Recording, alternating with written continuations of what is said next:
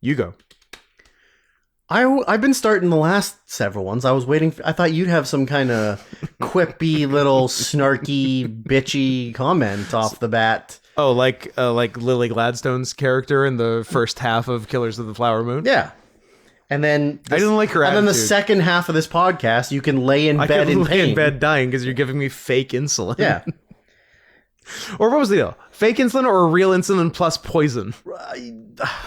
If you think I paid attention to all 3.5 hours to the second half movie, of Killers of the Flower Moon. Every time she was on screen, I definitely fast forwarded. Just because, I don't care about her writhing in pain in the bed, and I had to get through 3.5 hours of a movie. That's true. So I just was like, bedtime again, bed. Yeah, you got to do what you got to do to get through a Scorsese movie these days. It's true. I still haven't seen The Irishman, so it's better. It's sitting right there in the Criterion cabinet. I kind of liked it. I'm sure I'll like it. I like the story. Yeah. And I like the actors. Yeah. And it's dudes rock. It's a pretty dudes rock movie. Dudes rock more in Irishman than Flower Moon. That's because there's women in Flower Moon. But there is like a decent amount of dudes rocking even in Flower Moon. Yeah. Because it's just there is women characters, which I don't there are women characters. I don't want in my movies. Which is certainly a drawback of any movie of that type. Except for Glenn Gay. That's the best movie. Yeah. Best movie of all time. Or men in black who like to have sex with each other. That's secretly the best movie. Black men who like to have sex with each other. Yeah. Note to self, Sam just turned and looked at the screen. No, I was just checking if it was on. That is a Dirty Work reference for anybody wondering. That I could rewatch anytime. Right now? Probably right now. Do you want to skip the pod and watch Dirty Work? Skip the pod and watch Dirty Work? Or hope Work? that somebody pays us money to watch Dirty Work? Hint, hint, wink, wink, nudge, nudge. Maybe someone who, I don't know, didn't take us up on our amazing double feature offer last week. So many offers. What the hell was that? This was Black Friday for this podcast. It was Black Ass Friday and nobody showed up. Cyber Monday, Cyber Sunday, Cyber Tuesday. We did all those and nobody... We've been cybering for days. We've been cybering. We're big cyber guys. And nobody even wanted the piece. Now, am I to remember what those double features were? Both involved, there was one movie the same. There was one that was Fracture and one that was Instinct. Ah, yes. Fracture Instinct and Fracture Blades of Glory. Yes. $250. We're going crazy. We're losing money on the slashing prices. We're losing money on this, and nobody took us up on it. That's insane. We'll give you another chance, but only. But I'm honestly losing faith at this. But point. only one more chance, and then no more chances, and then maybe a second, 3 more chances. Hi, I'm Scott. That's Drew. Yo, this is the show. We're sorry. Welcome to, of course, the worst year of our lives, aka the news, the number one alt-right furry weeb podcast on Spotify or YouTube. Yeah, or Apple Play or Google Pods or always be Tide Pods or Tide. Was that a Tide Pods? We're doing Tide Pods again. They're back. Maybe the number. Are we the number one podcast on Tide Pods? We could be. I think we could. It's back. We're back to doing it. They discovered it's not actually as bad for you as they said it was. And what nobody ever told you is they are objectively delicious. Yeah. They just were bad for you. What they look like they taste like is what they taste like. Yes. Yeah.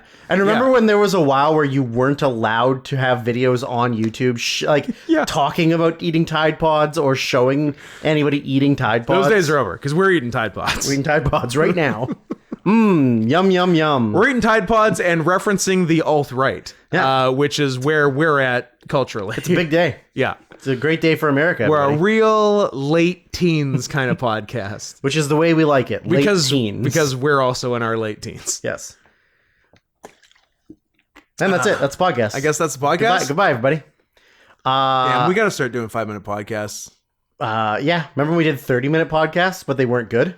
Yes. Yeah. Remember when we did 3-hour podcasts and they're great, but everybody gives up after 2 hours? Yep. I like those too. Last week. Yep. Or like a period in time where we were only doing 3-hour podcasts. Yeah. Or let me put on my my Johnny Carson Kabuki. great Kabuki, great Cormac McCarthy. Was it like Carmack? Karnak. Karnak, Yeah. the magician. Yeah, and something. and hold up the envelope, or this week will be 3 hours. I think opens envelope. Oh yes, it is. That's not how the joke goes, but Pretty sure. good job on butchering it. What are we doing again? What's this podcast about? I've already forgotten. I'm too full of chicken to use my brain. We ate a lot of chicken. Here's the thing. Here's why I have mixed feelings. I ate too much chicken, but I could have eaten more chicken. Don't hand me the chicken. Oh. I wish that you would not. That's fair. And I feel good for not eating that more chicken, but I still did eat too much chicken. Do you want a fucking medal? Yes, but a silver. I don't think I earned chicken gold today. I agree. Well, that's because there's no Georgia Gold. Y'all remember KFC Georgia Gold? It was so good. She was good. Great. And I think even Nashville Hot's gone now. I think now other people have Nashville Hot, and according to you, it's trash. It's all non KFC Nashville Hot fast food has been absolute garbage. But all non KFC fast food is garbage. Maybe not. But all the good Chick-fil-A is pretty fucking. All the good wet chicken that KFC made. Yeah, they don't do wet chicken anymore. Oh, it's too wet. People are slipping and sliding. Too many wet chicken related injuries. Wet chicken floor. Yeah, dangerous. I guess that's. I do that. Georgia Gold was really so good. Really good. I love a mustard based barbecue sauce. Me too. Love a yellow barbecue sauce. Yeah. So good. Not a lot of people do it. You know who makes a nice one? You know what? Golden Corral. I will tell you who makes a nice one, but you guys listening, you're not allowed to tell anyone because they don't want the secret getting out. Trader Joe's. Trader Joe's Carolina Gold Sauce. Delicious. I don't know if I've ever actually been to a Trader Joe's. We'll go next month. No, I'm fine. All right. It's actually kind of an insane store because maybe I'm right, but I think they only sell like their own brand. Yeah, I think so. And like the aisles are chaos. Like nothing is labeled. Yeah. Like just grab. You have to walk the entire if you know what you want. Too bad. Good luck. Yeah. You will walk the entire store trying to find it. Yeah. Okay. It's very interesting. I like the chaotic attitude. It is chaotic. Yeah. But the aisles are very wide. So they're not. Oh, okay. Like you've got plenty of room while you're having to walk every single while you're having a panic attack about trying to find the one thing you're looking for. Yeah. And it's a real there's some sauces here and there's some sauces in one of the other aisles. Yeah. Enjoy. You figure it out. Go track it down. Yeah. Well, I look forward to our Trader Joe's experience. It'll be fun. Yeah. I'm going to get more sauce. I need to get more Chick-fil-A sauce because I meant to get it last time at Walmart and I forgot. Thanks, Sam Hall, you bitch. You distracted me. Anyways. She did distract us. I hope our listening audience has got their ears tuned in for drinks because it's going to be a real sippy episode. It's gonna be sippy slurpy. Slippy slurpy. I have currently in my field of vision 4 unopened energy drinks, which by night's end will be opened energy drinks. Opened and sipped. Yes. Only one will probably be finished, and that's only if Scott doesn't like one of them. Yeah. I will finish it on the spot. And then be sad that I have to wait a month to get more. Yeah. Yeah. And they'll be gone when you try to get them. Fuck! Did I buy 3 more boxes of Captain Crunch blueberry pancake cereal? Yeah, you Goddamn right I did. Yeah. 3 for $10. I'm not turning that down. Get it while also, it's they hot. were gone for 3 years. Yeah. Although, I don't think they're as good as they originally were. I think this might be a Canadian. Change the damn. I think this might be a Canadian-made one, and because we're so strict on preservatives and flavors. One less bucket of corn syrup. Yeah, exactly. So it is a little different. I still love it. Sure. Shout out to James Starbucks for not buying more of that blueberry Captain Crunch syrup that he said was the most sugar-filled thing he'd ever eaten. That's disgusting. I feel like I saw something like There's that. pancake mix that is that flavor. No, I think I saw a syrup. I think I might have seen... Guys, let me be clear. Quote Scott on this. And go look for it. Not quote me on this. No, go look for it. He's telling you it's a thing and it's in stores now. I think I saw Hawaiian Punch syrup. I think I saw Hawaiian Punch syrup. Okay. Yeah. I think there's also a Trix syrup. You may be exactly right. I think I've seen that too. Could be the most correct thing you've ever said. Which, granted, low bar, but I think it is correct. White people drive like this. But black people drive like this. That's the most accurate thing I've ever seen. Here's the most accurate thing you'll ever hear. Next week is Smarch Madness. God damn right it is. Which, as we have established, stands for Sexy March Madness. It is the sexiest episode of the podcast. It honestly is the sexiest episode of the podcast. It is the only episode from start to finish that we record fully erect. That's actually true. I am so going to be painful. Yeah. Because we're not allowed to touch them. They're just there. No. They're just a part of the set. No, we just pop a weekend Cialis. Yep. Don't touch it and see what happens. To keep it in our pants. I am going to be so upset with you people. Yes, you people. If next week's episode isn't for the second straight year our number one episode. Don't fail me. Look, we're letting you know in advance. Yeah, and we are going to do our part. We are going to do a great episode. We got one best episode. We have one a year. Everybody says it's the best. A lot of people are telling me it's the best episode. Look, we have one good episode in us a year. Yeah. It's going to be next week. It's going to be next week. So we're going to do our part. Not this week, for sure not this week. No, this week's going to suck. We're saving ourselves for Smarch. Yeah. So, we're doing the hard part in doing the episode. All you assholes have to do is listen to the episode. Yeah. And then get everyone in your extended family to also listen to the episode. And then it's the number one episode. Yeah. And that's it. So just do that, okay? Like, don't disappoint me. And then fucking pay for the double feature. What's everyone's problem? Just do it. We're giving you all the clues, Mr. Policeman. Why do you hate fun? Christ. Do you want to have too many energy drinks? I do. We said the name of the podcast. We Yeah. said that you're Scott and I'm Drew. What's your social media handles? My social media handles are not Scott Henson on Twitter.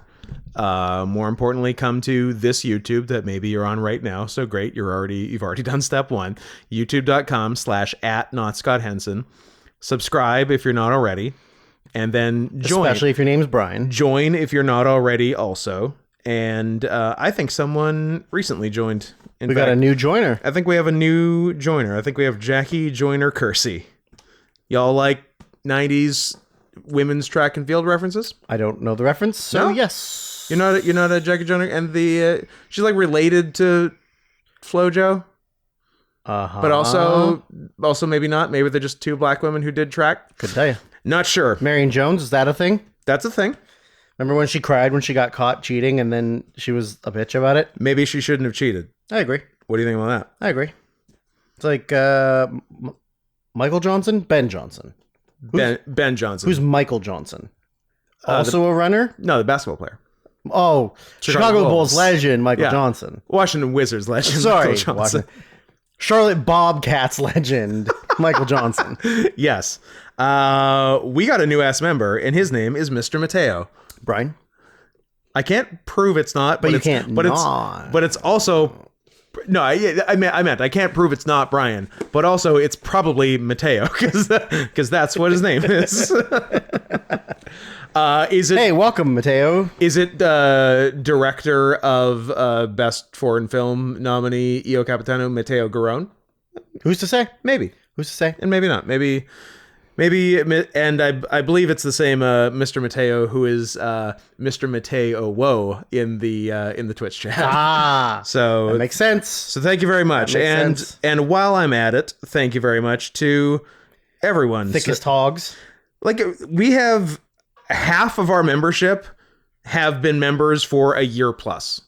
That's pretty impressive. Which is pretty fucking good. Did you ever think that this dumbass podcast that started talking about 2000s Nitro would have people subscribing for over a year? Paying money on purpose for 12 plus months. You guys are stupid. This is the worst podcast I've ever heard. You guys are so dumb. This is the dumbest podcast that's ever existed. Man, and you're giving us all your money. All of you idiots. You stupid bitch. You're as dumb as a dog.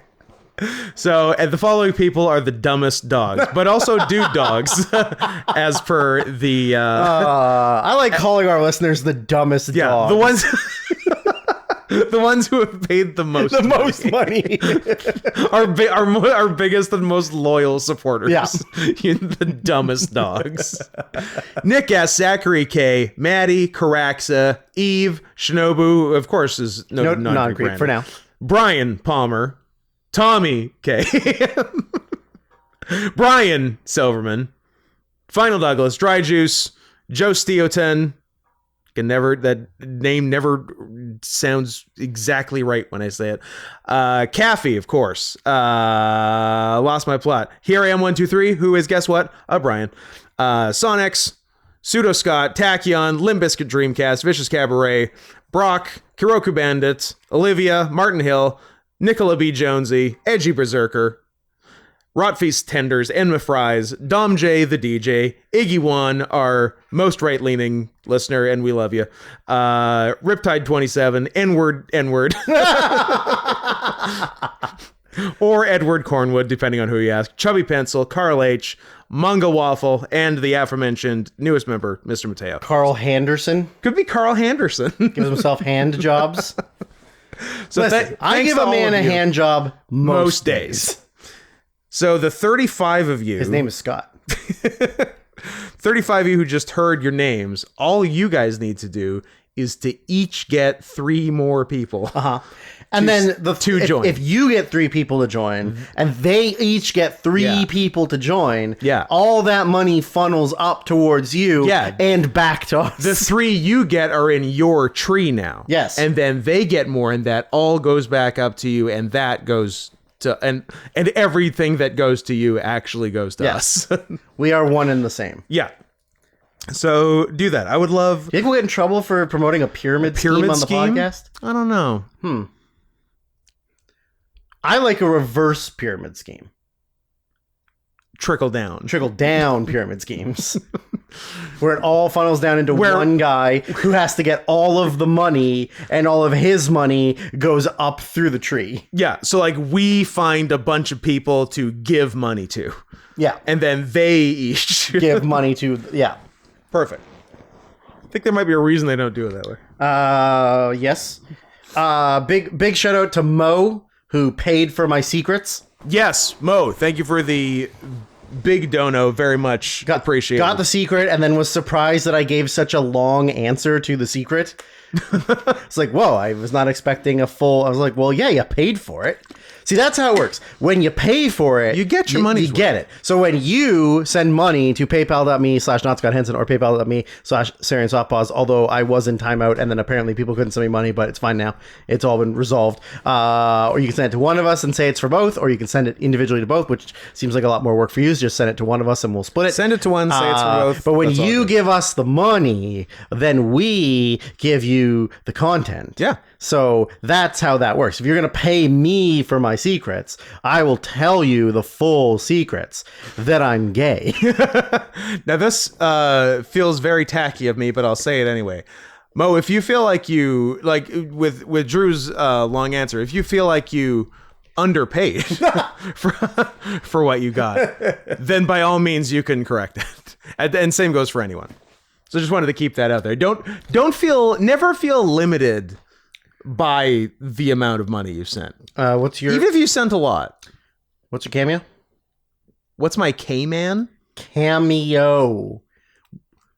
Word up? No?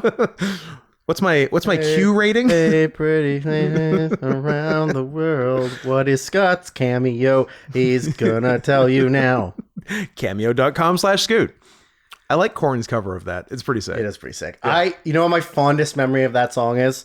Me and noted friend of not the podcast, but friend of real life, although sort of, Justin Alexander Chun Manchu and I at the Vancouver Canucks 2011 playoffs. Yeah. Sitting upper balcony pre-game that played in its entirety on the overhead. Original or corn? Probably original. I think original. Yeah. And Justin and I sang the entire song word for word, full volume, and everybody in our section watched us and applauded us.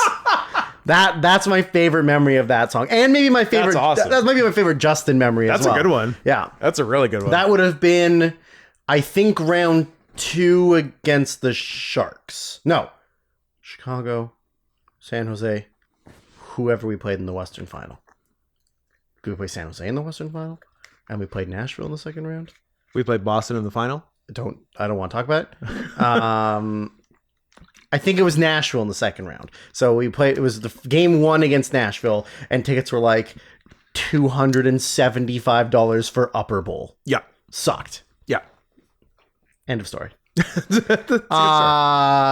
Softpaws on the Twitter and Instagram, and Letterboxd, which is the most important one. Mastodon, where I get all my awesome art from Edgy Berserker. And nothing else. And literally nothing else. I feel like I had something else that was more important to plug, and then I forgot what it was. We got new shirts, or a new shirt so far. We do. 1 new shirt and 2 on the way. Yep. Possibly a 3rd and a 4th. I have 2 arts in the work. I should just send them to you and you can put them on the fucking... I don't see one out. Nah, forget it. You know what? Fuck it. Dump it. Dump the whole thing. Nah, I felt like there was something else to promote, but it's gone. So is it shows? Is it? I mean, we have shows. We have. Is it just us podcasts walking around town in gear wearing 2 belts? The fact that we didn't go to the AEW pay-per-view wearing our tails, which is the most infuriating thing that's ever happened to me. Why didn't we? We got there and we were like, we should have worn tails. Why the fuck aren't we wearing tails? Because we're idiots. Felt so stupid. I was naked watching Bryan Danielson versus Zack Sabre Jr. The way you should watch it. I guess. But no, the bad kind of naked. Well, whatever it was, obviously wasn't that important, so let's move on. I guess not. Let's crack some energy drinks. Let's do a bad one, then a good one, then a bad one, then the good one. So Rio last. Okay. Because that's the one we want to try the most. It's intriguing. So, yeah, we've got 2... I'm going to cleanse my palate. Because I just had a root beer. Yeah, I've got a water, so I think I'm okay. I'm cleansing it way better than that. You want a good palate cleanser? Bottle of cum. Oh, for reals? Yeah, they cleanse your palate. I know, but I don't like them. Well, don't have one. Drew's doing pickles. I'm doing a pickle. I got no time for that shit in my life. None. So we've got 2 full... Oh, yeah. I hate Love this. it. Absolutely hate this. We've got 2 full sugared rock stars and 2 half sugared monsters. But the monster flavors are much more interesting to me than the rock stars. So I wish the sugar contents were switched, because I am famously anti-artificial sweetener. But I'm hoping for the best. I'm hoping the half proper sugar makes up for whatever sucralose D-sorbitol nonsense they stick in there. Drew's doing magic tricks on the Rockstar can, perhaps making fun of someone we know and the way they open cans. How did they know? Even when the cans aren't carbonated, like an iced tea or something. How did we know that taurine was a thing? Like, look, of all the things to find, how was that the one that they were like, put it in a drink, let's see what it's like? Somebody, and I'm not going to say who, sucked off a bowl and then was just fucking fired up for the rest of the day. And he's like, there's something to this bull jizz. I don't think it's jizz, though. It's bile, isn't it? Or something? Then I retract my previous statement. And you've been watching too many zoo file videos. Look, I've got a few Telegram secret chats open. Nice. And that's just for discussing beast stuff, though. What I do on my own time is between me and God. Which God? Allah. Drew gave me a thumbs up. Take that from Syrian softball. He gave me an end of an 80s movie thumbs up. All right. This is the first Rockstar Punch. I think it's the one I'm the least enthusiastic about. You might be less enthusiastic about the other one. I'm not enthused about either of the Rockstars. I don't like that just because it's new, we have to try it. But we do. It's the worst thing we've non-verbalized committed to in our lives. Yeah. If it's new, we have to get the new thing. Yeah. Now, I will say Rockstar's last 2 new offerings, which seem to be full-timers, and watch them disappear next week after I say that. Because you mentioned it. Yeah. But both great. Peach and Blackberry, both like regular rotation for me. Like them both. Yeah, me too. I don't see that happening with either of these, even though, credit where it's due, the cans are pretty. Yeah, I like that one. The cans are actually prettier than the Peach and Blackberry, because these are two-tone, and those were... monotone. Basically monotone, yeah. Rockstar Punched Kiwi Strawberry Splash. Never been a Kiwi Strawberry guy. What's the splash? Is one of the 2 of them a splash? No. Or it's a splash of those in regular flavored energy drink? Oh, like that other newish Rockstar we had? That was some kind of berry, but was just like a drop of berry in regular ass Rockstar. Sucked. I bet you this sucks too. I think this will be Kiwi Strawberry. I just don't give a shit about Kiwi Strawberry. Oh! Well, I can tell you right now, from the smell... It smells like... Oh. I hate it. I see. Am I pouring it in your glass? Yeah. Because we can't share a mouth hole? Pour me a little tootie. As if we don't share other holes, That's plenty. Scott. Yeah. Oops. You got so much on the couch. Why is it still dripping? Is there a hole in the glass? Oh, yeah. The glasses are just for show. Is this one of your trick magic glasses? This is a trick glass. It smells like fucking Kiwi Strawberry. Yeah, it's as advertised. I'm just... Yeah. It's not really energy drinky. It's kind of soda. It's more like a punch. Yeah. Than it is an energy drink. And obviously it's more strawberry than kiwi because it's a stronger taste. If you like strawberry, then get it because it's as advertised. I like that strawberry. As he points to the other Rockstar strawberry. Well, they were 3 for $7, so I had to get it. Well, yeah, I know. Was I going to leave money on the table? No, you'd be stupid. Yeah, it's fine. It's fine. I would drink it in a pinch. Like if somebody was like, "Here's a free energy drink," I'd be like, "Okay," and then just whatever. I wouldn't complain. Am I going to go buy it? No. But it's fine.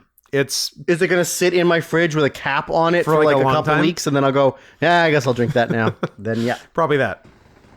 I'm going to rinse my cup while Drew introduces the next drink. With urine. This is urine. This is urine. I thought I could reach No, you don't need to rinse it, you bitch. No mixing. Just dump some of your water in it, swash it, and then... That's actually smart. Yeah. You know what? I've been to the dance before. This ain't my first rodeo. You know my feelings on mixing, though. Yeah. Got to keep them separated, like the Offspring taught us. Uh-huh. And then now they're just parody song guys. They're basically Dr. Demento. They really are. They really are.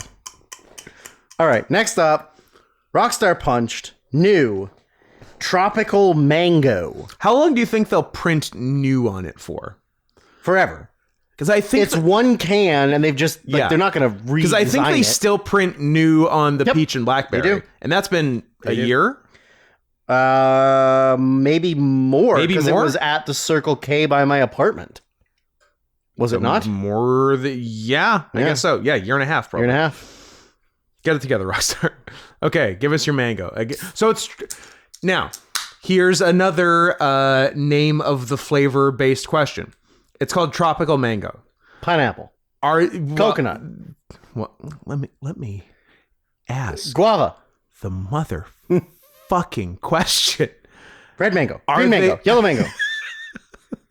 Are they just trying to be cute and describe and trying to make the mango sound fancier? Oh. Or is the tropical literally another element with different fruits beside mango?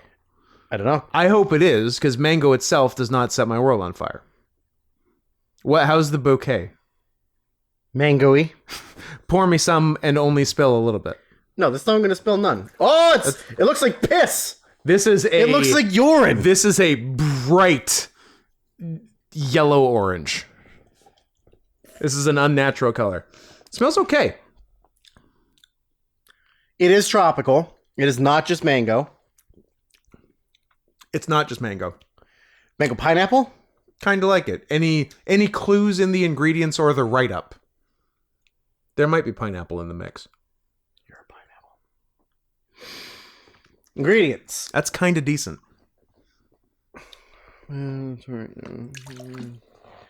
Ginseng root extract. Bull semen? Sunset yellow FCF. Perfect. Expiry date and lot set base. Nope, that doesn't say shit. Not recommended for those under 14. Pregnant or breastfeeding. Scott, you fucked up. Damn. Individuals. I'm pregnant and breastfeeding. No, there is literally Is there no cool write-up? Cool write-up. Monster does cool write-ups. Well, that's why Monster's better. But they don't put enough sugar in. True. This one's definitely better. It's decent. I like this one more. I would maybe buy it again. I would maybe have a sip if you bought it. Look at all those rock stars I get to drink. That I'm only super jazzed on. Well, two. That's a lot of open energy drinks, but we're not done yet. No. Now, one I've had. Yes. And I love it. It might be top 5 is hard. Top is really 7. Okay. Or 8. Might be number 8. But that's a lot. But that's good. Good because there's a lot of There's energy 100. Yeah. I opened mine 92nd percentile. I opened mine yesterday. Yeah. And I messaged you and I said, "Hey Scott, if you don't like yours, I will gladly drink it for you. I will find it a good home." Monster Reserve Peaches and Cream. It is a peaches and cream. Peaches N-word cream. Oh, it's black guy jizz. I was thinking it was the name of a black stripper. You know what? That's good. I like that. I like that. All right, tell me what you think. It smells good. It is good. I must say it smells good. But actually, also, now that I smell it, there might be peach in the mango one. There could be. Although, is peach really tropical? Not very. Not really. You know, I don't know why you're pouring it. I've already had it. Because I'm trying not to have that much energy drink. But I will be having more if I like it. Well, that's the point.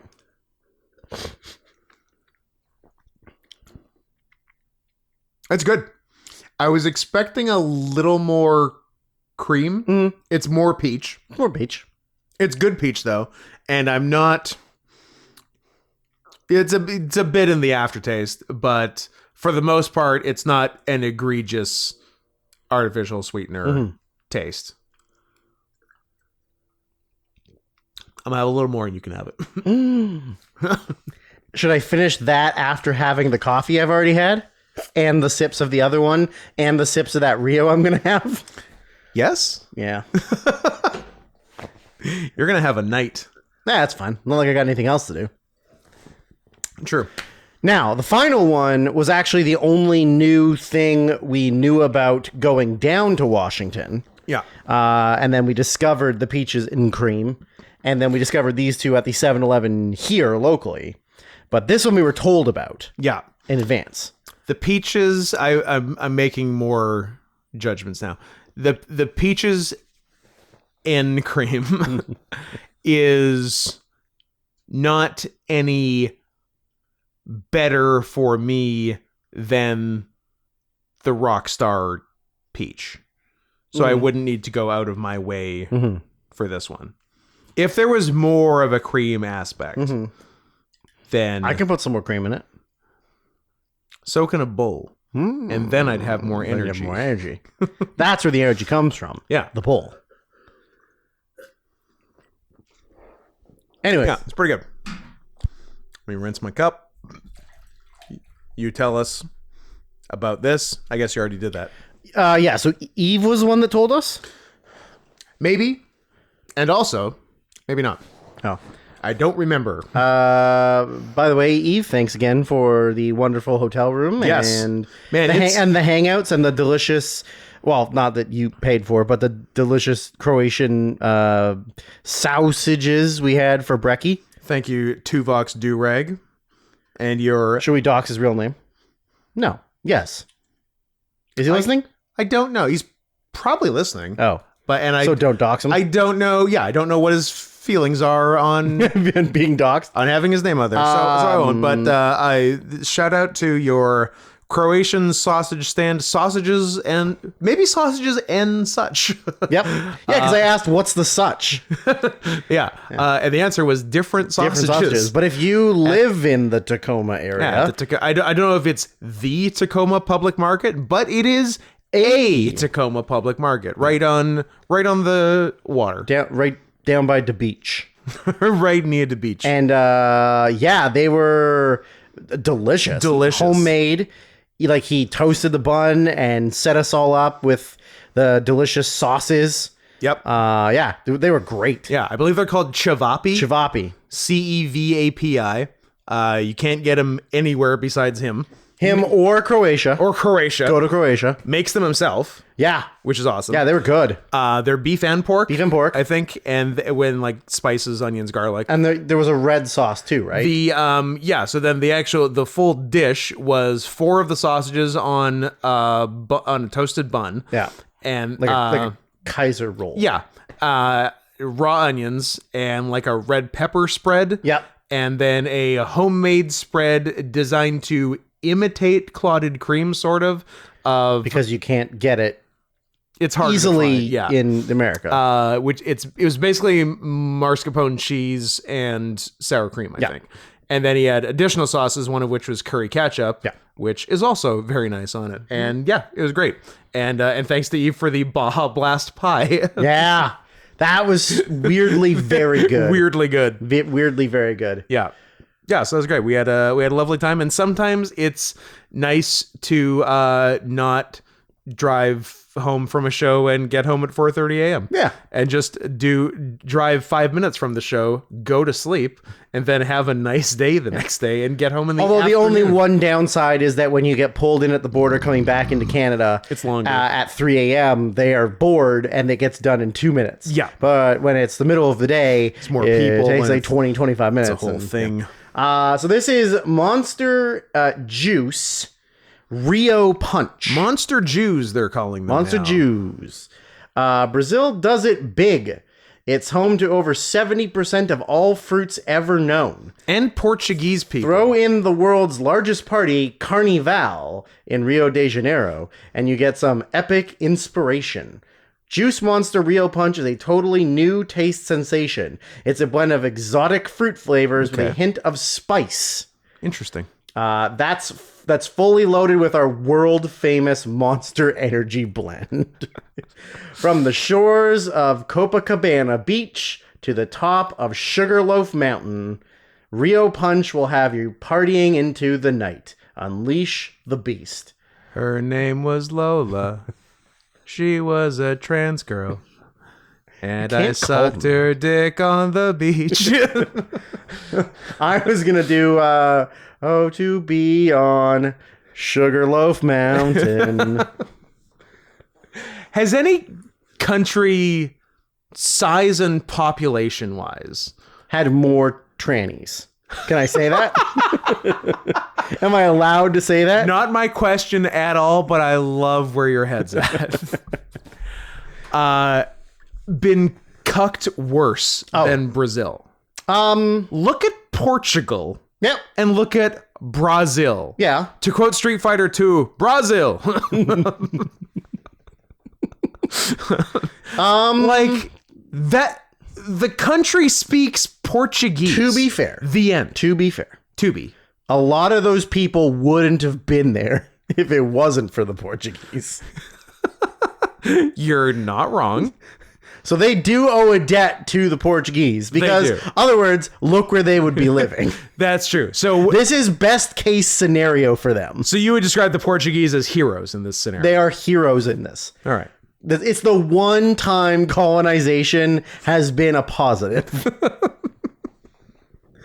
I don't like these are transcribed, Scott. I feel like, but also, you know what? It kind of takes the power away from Glitch, so I'm kind of fine with that. That's true. Yeah, kind of takes a little bit of power away. Posting our clips out of context or in context. Anyways, let's crack open this Rio Punch and see what a spiced exotic fruit flavor is. But like, what flavors are exotic to Brazil that you can't get anywhere else?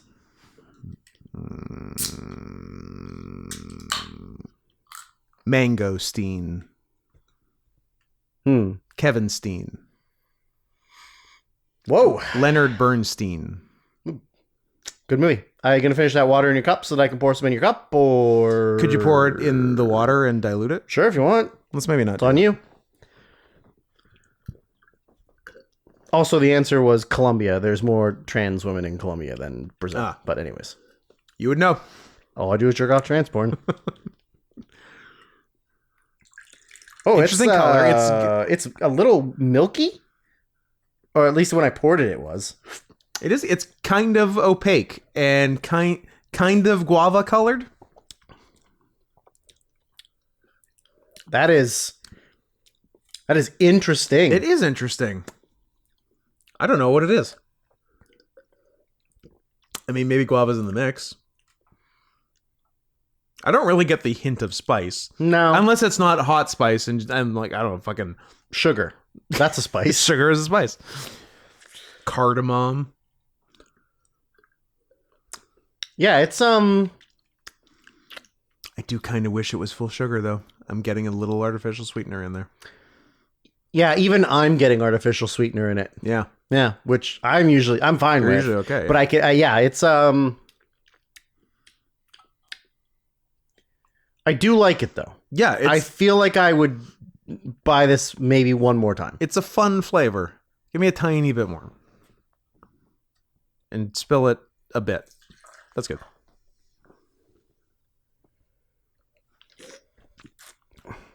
I've got the jitters now. And later I'm going to have the sugar shits. Or the artificial sugar shits. Yes. Yeah, it's good. I like it. That's fine. It's not like anything else, which I appreciate. But yeah, that would actually be really good with sugar. Really nice if it was 280 calories. I don't tell you, man. I don't make the rules. I just enforce them. Instead of 150. I'm going to see if they'll tell me what the flavors are. I'm going to say probably not. Oh, you're looking up their secrets? I love there is just now a stack of 3/4 full energy drinks over there. You're going to have a day one day with those. Well, no. And that day might be... I'm going to let them live out their life in my fridge until I don't really want them. What is the Rio Punch Monster? Huh. Beef? According to this... Turns out it's beef. The flavor is sweet papaya. Okay. You know what? It is kind of papaya colored. Vanilla ice cream. I honestly got more creaminess in this than peaches and cream. And a hint of black currant.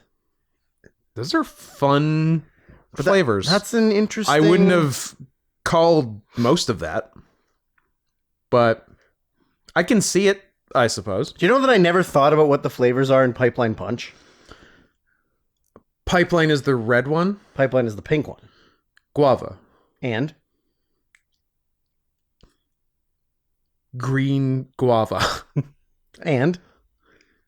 Yellow guava. The flavor is guava passion fruit orange. That sounds right. That's probably why it's my favorite. That's a lovely flavor. That's a great combo. Yeah. Why did I never think of what the flavor was? I just knew I liked it. I've never thought of it beyond guava. But it's definitely guava, which I like.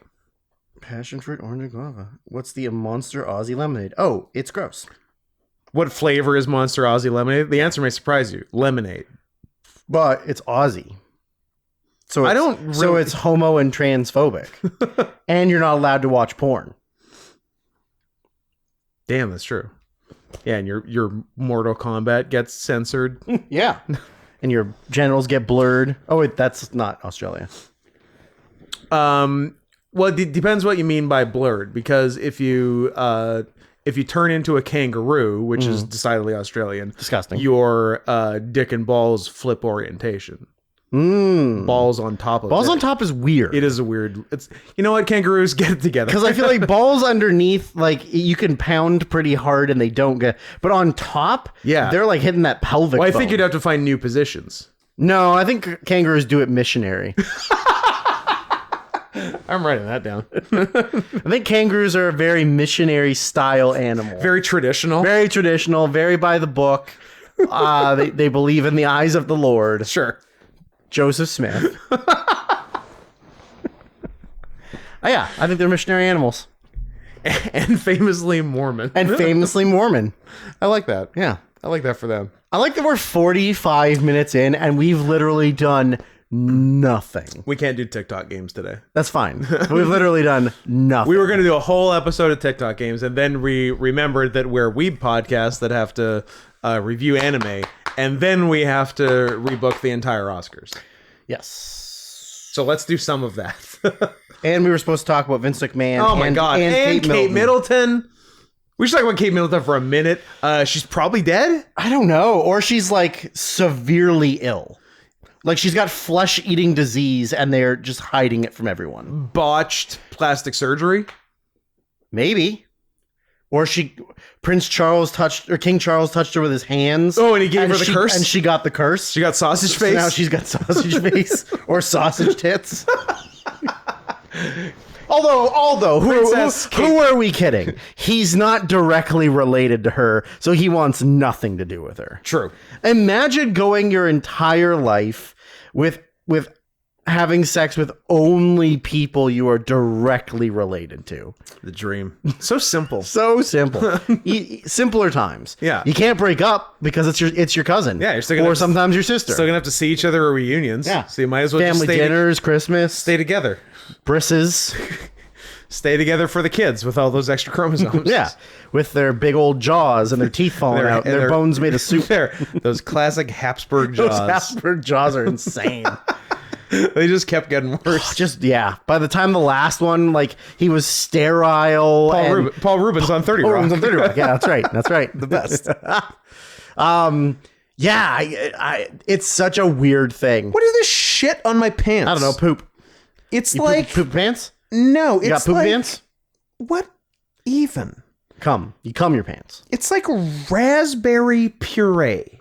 I don't know. Did you have a raspberry puree? That was a fun. Did you have breakfast? Did you go for brunch? Like, did you have yourself a nice? Oh, what the shit? What the shit is that? It looks like a raspberry or a strawberry. Yeah. Did you go berry picking? Not that I recall. While you were out in the fields picking something, did you pick other things? Cotton. Oh, yeah. Pick bale cotton. Yeah. Yeah. I don't know, man. I don't dress you in the morning. The fuck is going on? When was the last time you washed these things? A month ago? No, I believe these are literally fresh out of the wash. Well, somebody must have had a raspberry in their pocket. I don't think I have worn these since they were washed. You had a raspberry in your pocket. You washed it and then eat it. And it got on the bottom of the pants. That's where it touched. The fuck is happening right? I am so... You're distraught. I've never seen you this shooken before. I'm upset. I don't know if I can continue the podcast. That's fine. I'll talk about Kate Middleton by myself. You go. I'm going to think about this for a while. It's right here too, and it's right there too. What the... Scott, it's all over you. Who did this to me? Stand up. Do a little turn. Let me check you. Okay.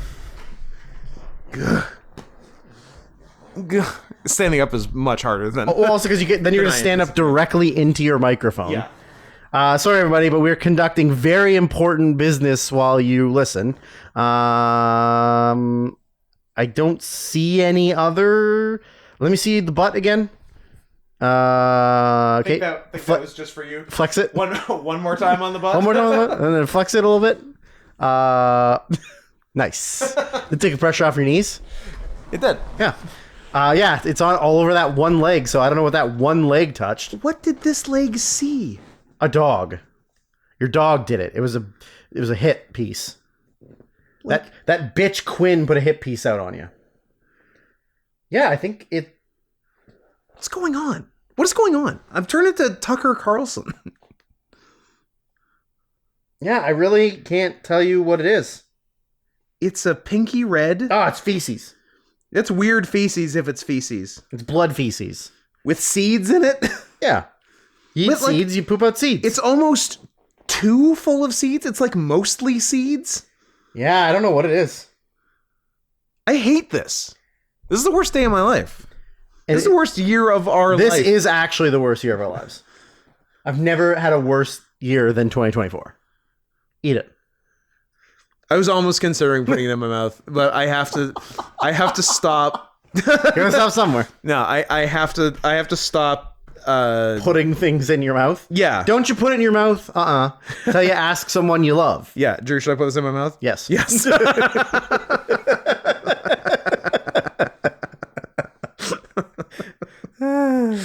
I don't know what happened last night. I had a dream about the podcast. Nice. Where I said something so funny that we turned the podcast off.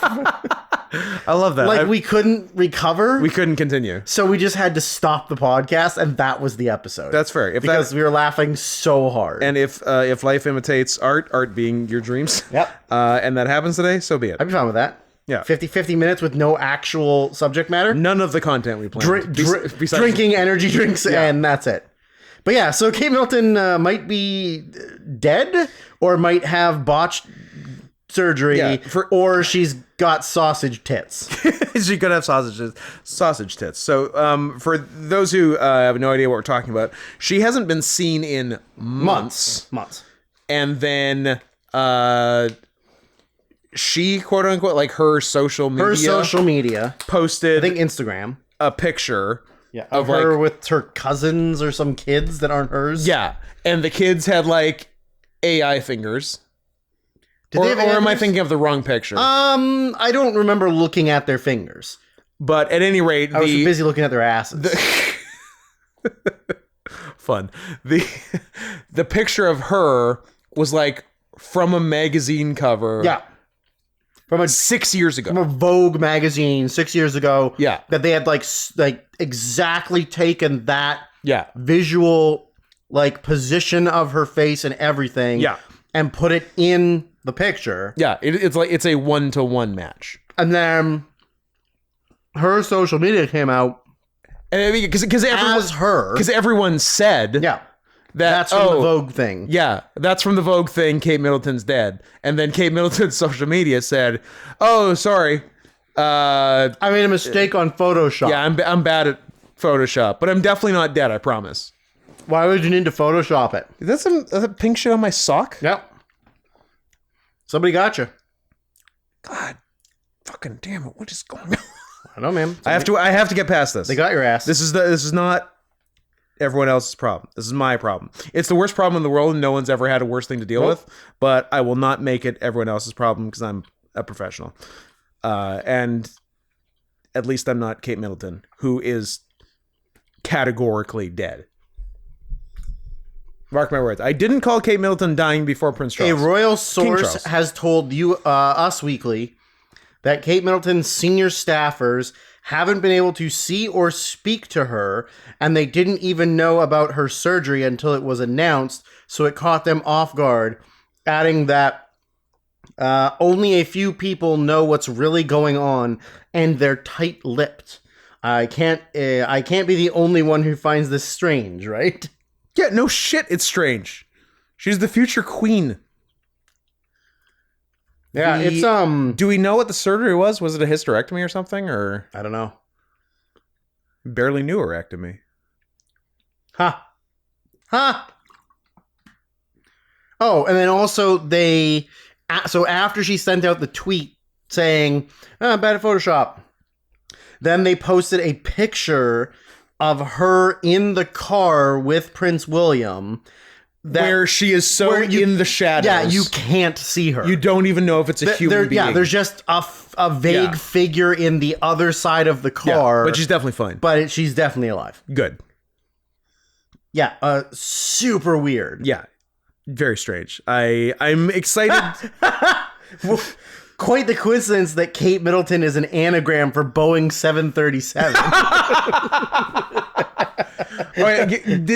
Boeing like killed the whistleblower? Yeah, that's pretty crazy. That's wild. Yeah, literally comes out and then he's mysteriously dead. Like it's so fucking obvious what happened, but nothing will ever come of it. I don't think you're supposed to do that. I think you're supposed to be a little more subtle about stuff. Well, they didn't even wait. It wasn't even like a year later. No, it was really like 2 soon. weeks. Yeah, and they were like, "Fucking kill him." Yeah, that was a wild one. So our condolences to the Middleton family, and apparently they're also claiming that Prince William had an affair. Nice. Oh, with his first cousin. No, not really. That would have been cool. But yeah, that's crazy. Why are you bad? Why are you so bad at Photoshop that means you just took an old picture of yourself and put it in a new picture? Like, yeah, none of it makes sense. No. Anyways, Kate Middleton, very much dead. Yeah. We're breaking it on the pod. I'm excited to find out, like, whatever happens. Because, like, they can't keep this up indefinitely. Nope. Like, if it's been 4 years and no one's seen Kate Middleton, like, you're like, even her, like, gonna senior have to say staff something. Members of her team are like, can't even talk to her. Where's Kate? Oh. Where's the lady we work for? Yeah. Yeah, that's really something. I'm very excited to see where this story goes. Like, it's so and we'll bring you all the details here on the news. It's so weird to lie about it. Yeah, that's the like, thing. Why not just say she's taking a mental health period where she won't be doing appearances, and like everybody be like, yeah, cool, done. Yeah, there's so many better ways to handle it than weird secrecy. Wow. And then lies, fake photos, lying. Yeah, I don't know. Yeah, there were better ways to go about this. Maybe she's trans and she got a dick attached. I hope she got a dick attached. I don't think they attach a dick. I think they like blow out your clit. And they like cut a piece of your thigh bone out and stick that in there. That's just a boner. You're just erect all the time. The dream, like us next week. That is true. I'm so fucking hyped for next week. I'm already getting chubbed. I'm chubbed up for March Madness. And we don't even know if returning champions are in it. Well, yeah. It's no idea. It's gonna be wide open. That's the thing.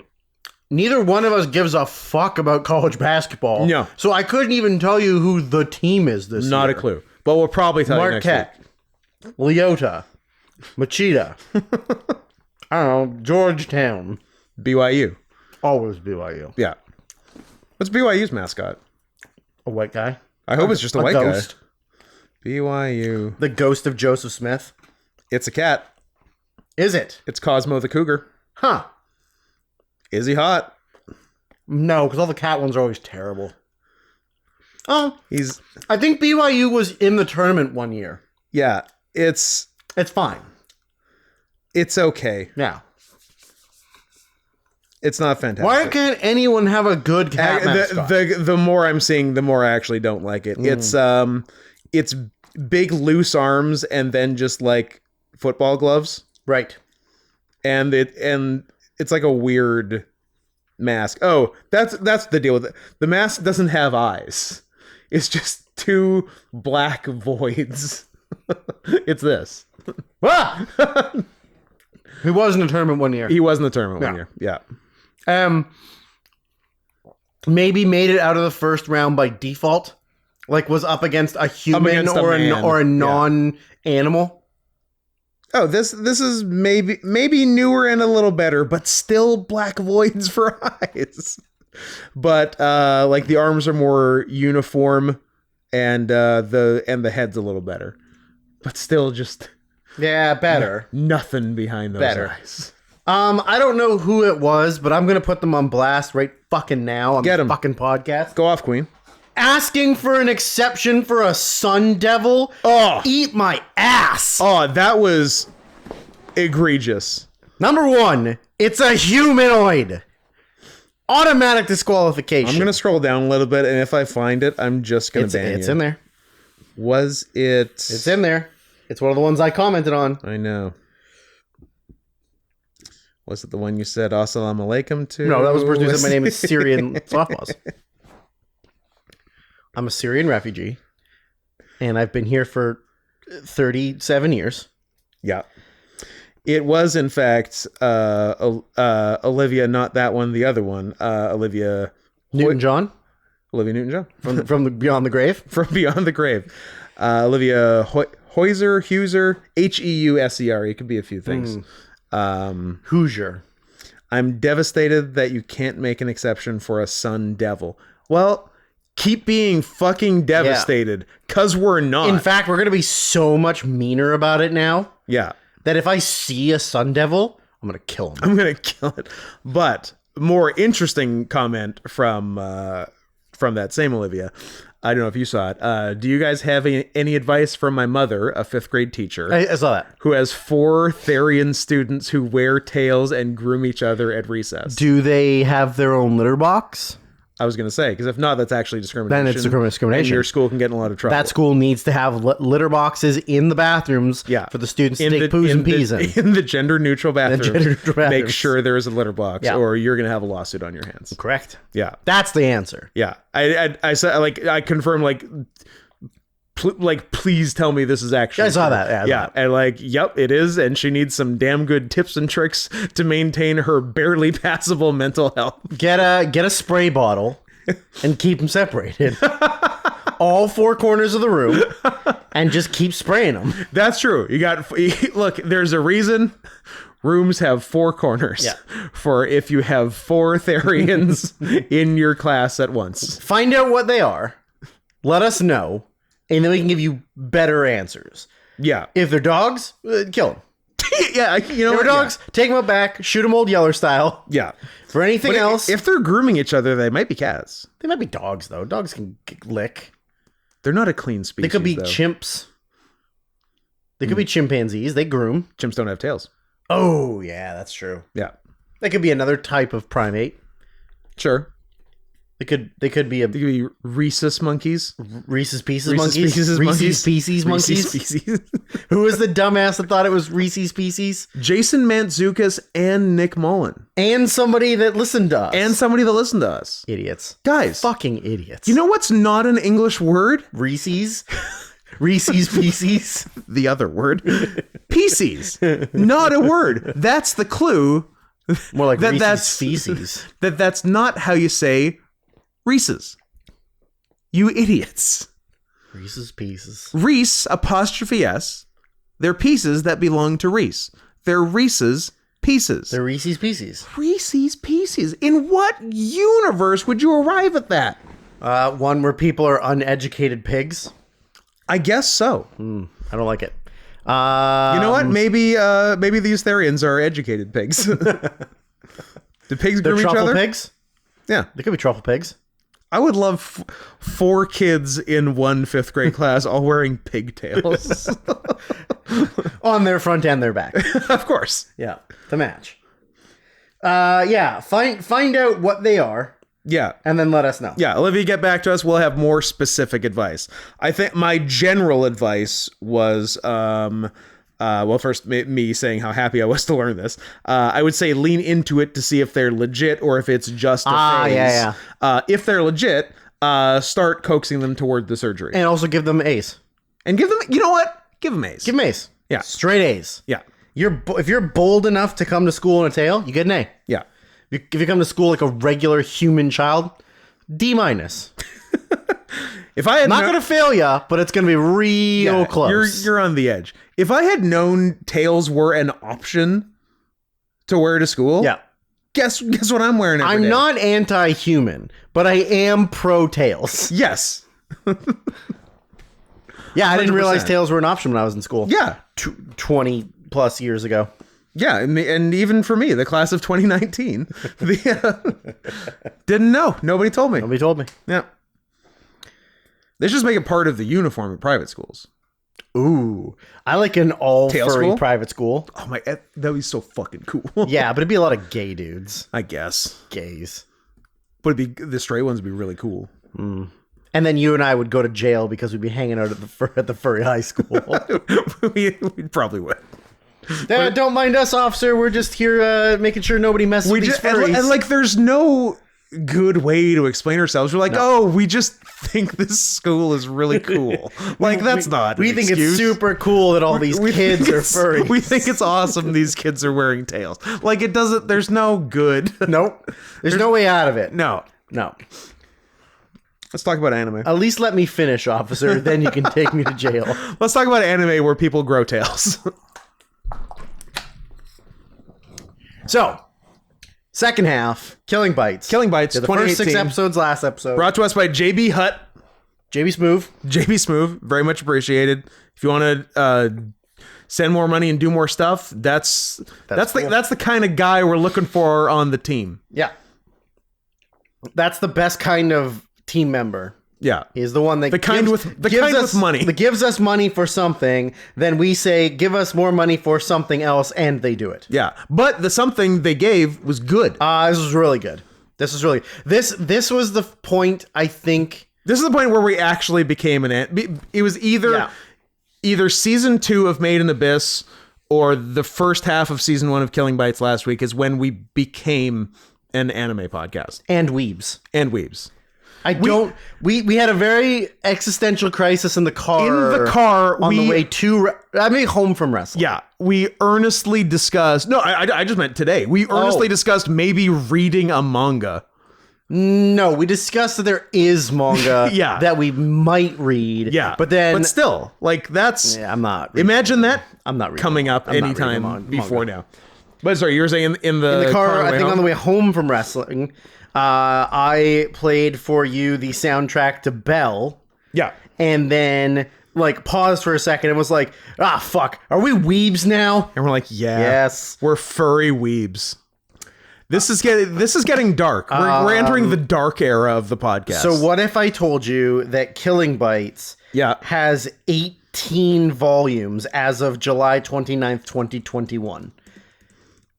Okay. So that would probably be more than the I would think so. Season of the show? I would think so. Sorry, as it 2021? 2021. So so they were making it. Do they have the run of it, when it started? The first one was September 5th, 2014. And the last one was July 29th, 2021. Okay. So they made the manga for 3 years after the TV show. Yes. So there's probably more shit. Yes. So they probably do go into the second part that they set up at the end of this. I would hope so. Well, let's get into it. I'll get into you with my fist. So when we last left, we were in the Destroyal, which of course is the portmanteau of destroy and battle royal. Where the 4 there was almost a game for PlayStation 4. I read that. Fuck, I was pissed. That was awesome. There was almost a Killing Bites game for PS4, but then I don't know, the rights got fucked around or the studio went under or something. Some fucking bullshit. This is the worst. We could be playing Killing Bites right now. I would be playing it right now, big time. End. As you were saying. So when last we left, the 4 Zaibatsus, aka business criminal conglomerates in Japan, each had their 3 furry representatives in the on the uninhabited island in the Philippine Sea. And what do we had? We just killed the cobra. We had just killed the cobra, and then the crocodile and hippo had just had their big showdown when mystery dude showed up to stop them. Yes. And then cheetah and honey badger were fighting gecko. Yes. And that was the end of episode 6. Yeah. So I think at the very beginning we got a little backstory for business bitch, whose grandfather is the head of the grand master of. Yeah, he seems like kind of the top guy of all the. He's the emperor of all the Zaibatsus. He's Emperor Hirohito. Yeah. And who lived so much longer after the war, into the 80s. In the 80s, I think in the 80s. Yeah. Yeah, he was emperor for You'd think you'd have to stop being emperor in 1945. I don't know, but motherfucker got another 40 years. November 1980. 89. Oh, sorry, January 1989. Pardon me, another 45 years. He was 87. Yeah. War crimes? Fuck it, you're still in charge.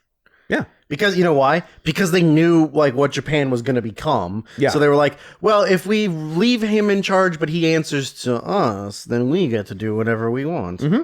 And so they did. And the system works. So, so we got a little business bitch backstory, and our main guy she's controlling the board for her team, and his wife lived until 2000. She was 97. Damn, Mrs. Hirohito. Anyways, continue. Good for you. So Croc goes on the offensive on Big Jacked Guy, and it goes well. It goes poorly for Croc. So Jack Guy straight up does not TF, period. Don't know what he is. Don't know what he is, but he is still good enough un-TF'd to wreck, punch a hole through the head, through his goddamn of the head. Crocodile. It was brutal. Yes.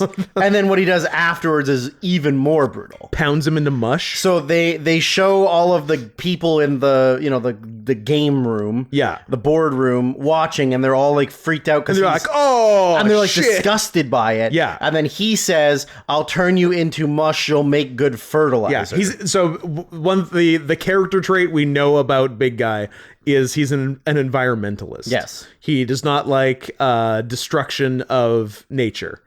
And I guess Croc fucked up some trees or something. During the fight with Hippo, he had destroyed some trees. Yeah. And this did not sit well with our large friend who turned him into fertilizer. Into blood fertilizer. Blood fertilizer. Yeah. So that was pretty good. Oh yeah, and Gorilla Guy was in that same quadrant too. Just hanging out in a tree though. Does he seriously only TF his arms? Yeah. Because we never never goes further than that. His head never did anything. Besides, they all sort of get fangs. A little bit, yeah. But that was it for his head. But and the rest of his shoulders and arms were as far as he ever went. Yeah. He sucks. And his penis got bigger. Yeah, so some gorilla. Because he's a Japanese man. So from this to this. Even gorillas' penises, famously small, are bigger than Japanese men's. Oh, Japanese penis is too small. You have a big American penis. So, yeah, I didn't care for that. And then... his TF sucks. Sucks. Yeah. And they're comically oversized. So, like, his legs are, like, dangling. Yeah, he walks on his knuckles like an ape, and his feet are dangling, like, 3 feet above the ground. Because his arms are so gigantic. He looks stupid. He looks really stupid. He looks really dumb. And also gorilla. Yeah. Come on. TFing into any other kind of ape or monkey is so stupid. It's dumb. You could be anything, and you're like, I want to be our closest ancestor. Yeah, literally the closest species to humans. Yeah, terrible. Yeah. And he's like, spoiler, later on, he's like, oh, I didn't want to be bullied, so I chose, like, the biggest, strongest animal in the animal kingdom. It's not. No. It's not. One thing I do like is they zero in on these, like, fun animal facts. I like that. And the drawings of them are very, very nice. And those fun facts are, like, some of the key strengths of the people. Yeah. Because, the gorilla is, I don't know, it's probably by some metric, it's like pound for pound, the strongest at something. Yeah. Or best grip strength or something. He said something about, like, their punches go at, like, a certain ton. Yeah. But it's like, when has a gorilla ever thrown a punch? Punching, yeah. Like, that's not... I guess if you're a man with gorilla arms, you could punch. I guess. Not if you're walking. Because then that's how else would you walk? True. Now you're just falling down. You're just falling down. And full of pants on the ground. And then they do that with, like, the gecko's hands and I'm trying to think about, like, the fun fact stuff that came up. I guess civet stuff came up. Civet stuff came up, or the rabbit that they do their moonsault kick. Yes, the rabbit moonsault kick, sometimes accidental. So then we go to the other quadrant, which has our Rattel main character / honey badger, cheetah, gecko, That's everyone we know for now. That's it. And then it's time for furry porn. It's time for the most graphic anime furry porn you could show on like the mainstream. Straight up anime furry porn. Yeah. Yeah. Yeah. Where there is licking, there is grinding. Yep. There is one character saying, two females, saying to the other character, "Come with me." Uh-huh. And then that is the key phrase that like awakes her from the trance. Yeah. Because she says, "There's somebody else I promised I would come with." And it's Daddy Shido. But not in that context. Yes. It's him saving her. Yes. But you only hear the context of, "That's who I promised to come with." Yes. Very disgusting. The reason... Very, very unsettling. It was great. I couldn't believe I was watching it. Well, also you were jerking off, so. I was jerking off. Because it is kind of G-rated. In the sense that it's just drawn and there's no nudity. Yes. And they had ears and tails. Not that it has to be. Just that you made it can be. You made it very clear that you don't want to see genitals. You just want the implication. It's about the implication. I feel like I was misinterpreted. Well, other people heard it. They made comments on calling you DJG or something. I know what it is, but I don't want to say it. Oh, you should tell us. I think it was PG Comes. PG Comes.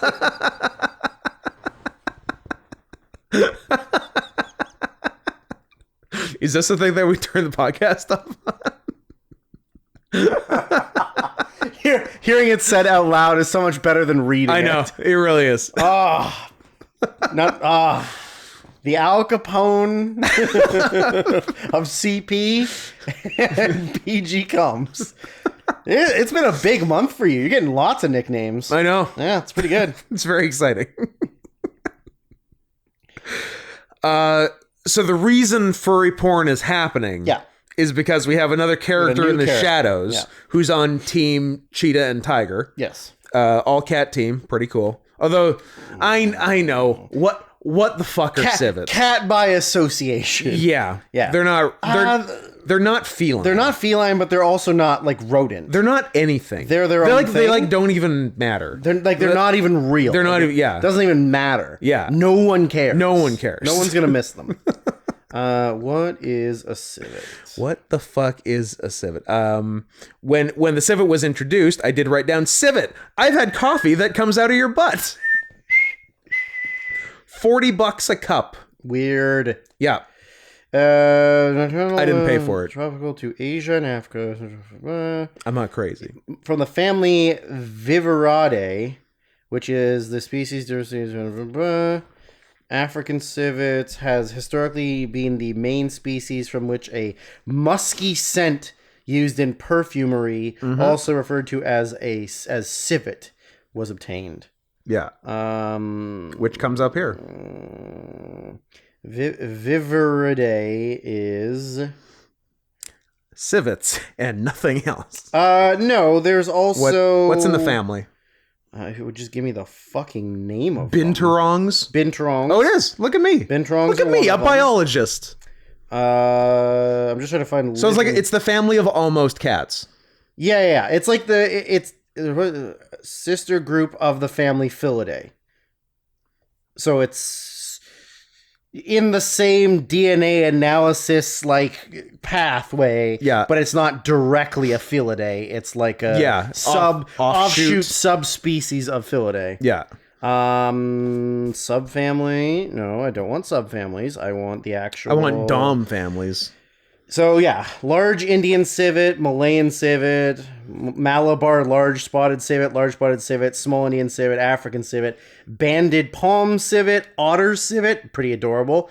Oh, banded palm civets look awesome. Oh yeah? Look at this. Look at this thing. Whoa. That's super cool. It is cool looking. Definitely more kind of weaselly looking than cat looking. Yeah. Yeah. Or like otter-like. Kind of otter. Yeah. Can I be one of those I know gay furries? I know where you're going. That we hate that have two separate personas. An LW type. And I can be a banded palm civet now? Is that fair? If you want to be like LW, go ahead. If you want to be an alligator and a Rottweiler, not really, because that's kind of gay. Then go nuts. One kind of gay, two kind of greedy. I know. Hose palm civet, and then there's an Asian palm civet, binturong, a mass palm civet, Genet. One of those. Genet. So genets are also part of it.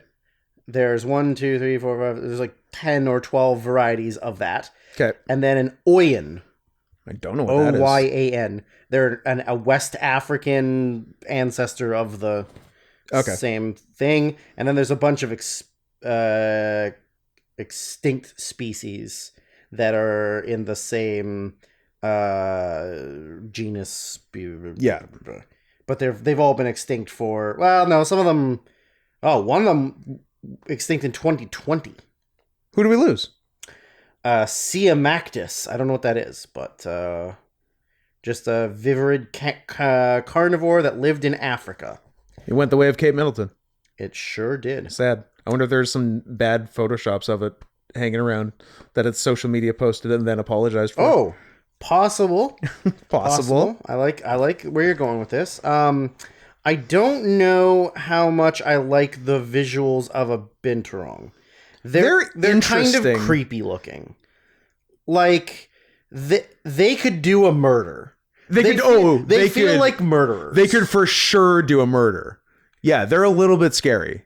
They look like somebody took like a a red panda and a bat. Yeah. And then made them fuck. Yeah. That's what you get. Yeah, they are weird little guys. They are weird little guys. I don't know if I... And they do seem like they'd fuck you up. But I thought that I always, in my dumb brain, binturongs were related to raccoons and red pandas. But I guess not. They're probably not that far off, but I guess they're closer to civets. They're also bear cats. Yeah, binturongs are... Like Keith Lee. Binturongs are bear cats, yeah.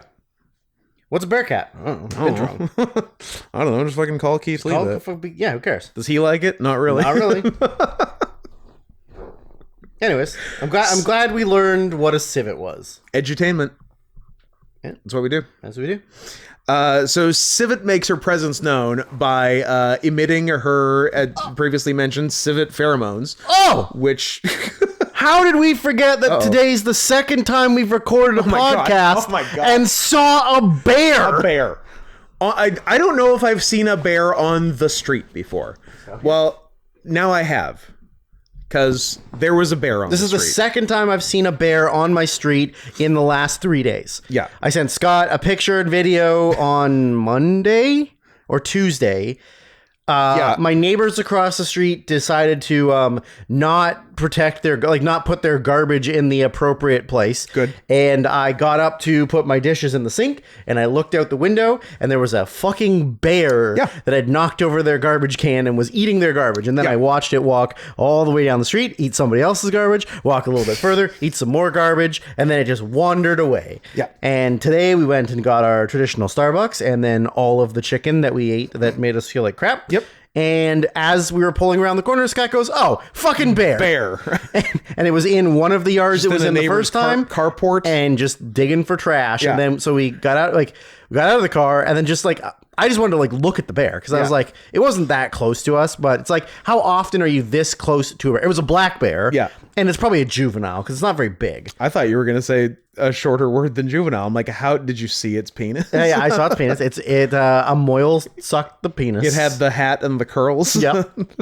And I just wanted to look at it. Yeah. And then it just kind of turned and stood there and looked at us. Right at us. And I could feel Scott going towards the backyard. I'm like, I've got what I needed from this interaction. And I was like, well, I'm going to take this fresh chicken away from the bear now. You had the chicken in your hand, so but it's like it's gonna charge you. Like black bears are more afraid of people than if I had to, I'd fight it. It would be different if it was, let's say, a cougar, and then I would be like, Scott, get in the fucking car. Oh no, I think we might have stayed in the car. Yeah, I'm not getting out of the car if there's a cougar around. Yeah. But a juvenile black bear, I'm like cougars, you're part of the family. We love you, but you are traditionally kind of a mean cat. Yeah, you're pretty terrifying. You're pretty scary. And the fact that like most of you have learned how to snap human necks. Yeah, and speak English. And speak English. Make baby noises in the woods. Yeah. Too scary. Pretty terrifying. Too scary, yeah.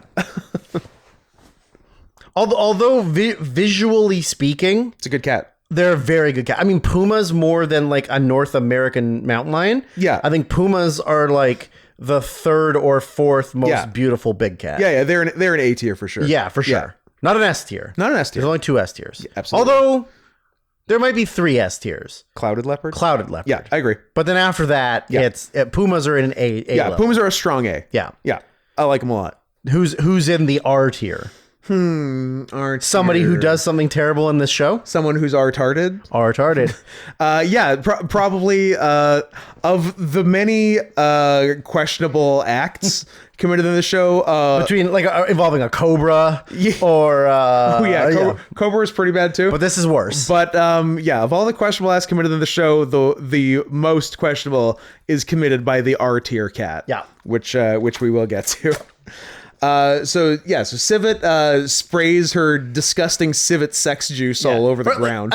Does she spray it, or it's just from her being there? I think it's just emitted. Yeah. It's not a spray per se. It's not like an attack. No, it's just there.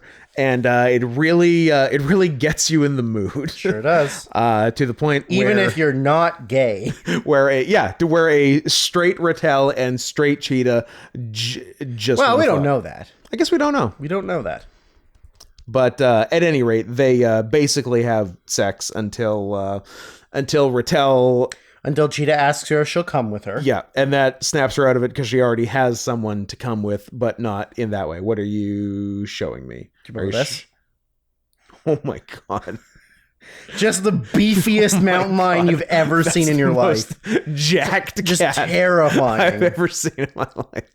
Jesus Christ. It's just a murder machine. Yeah. I was trying to see if I still had the big cat tier list saved on my phone. But I probably do, question mark? I mean, if not, it's in the group chat, but yeah. I figured it was saved on my phone, but I guess it's not. What are you going to do? Make it again? Probably make it again. Found it. Oh, did you? Oh, yeah. Nice. We did put clouded leopard nest tier. Yeah, good for us. Yeah.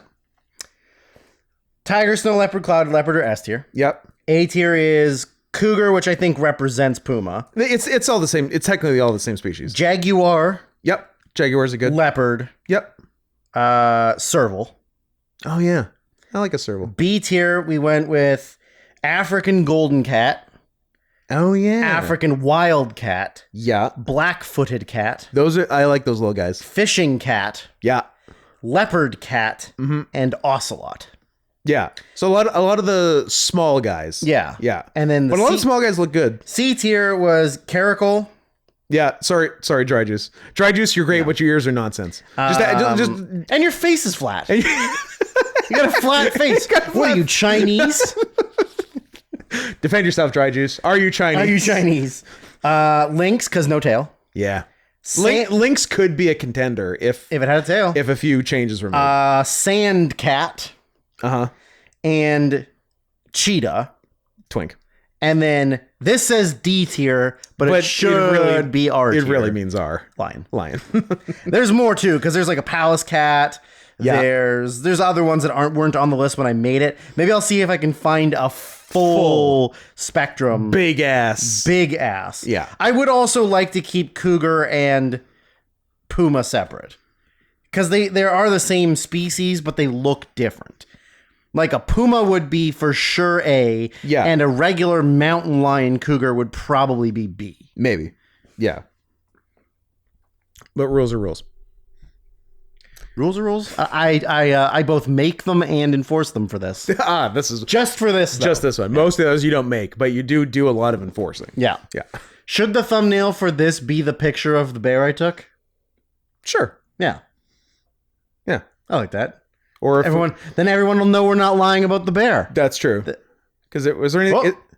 Dogs are barking. Is there anything funny enough that happened at the Oscars to use as a picture? Not really. Jimmy Kimmel was funny. Jimmy Kimmel was hilarious. It was the funniest I've ever seen. I guess there's Al Pacino looking confused. Yeah, actually, that's a good one. I like that one. Yeah. If I find a good Al, I'll use that. Otherwise, Bear. Oh, we'll get to it when we get there. Yeah. Because I heard a thing about Al Pacino, but we should. Nice. We'll get there when we get there. So we very briefly stop having sex.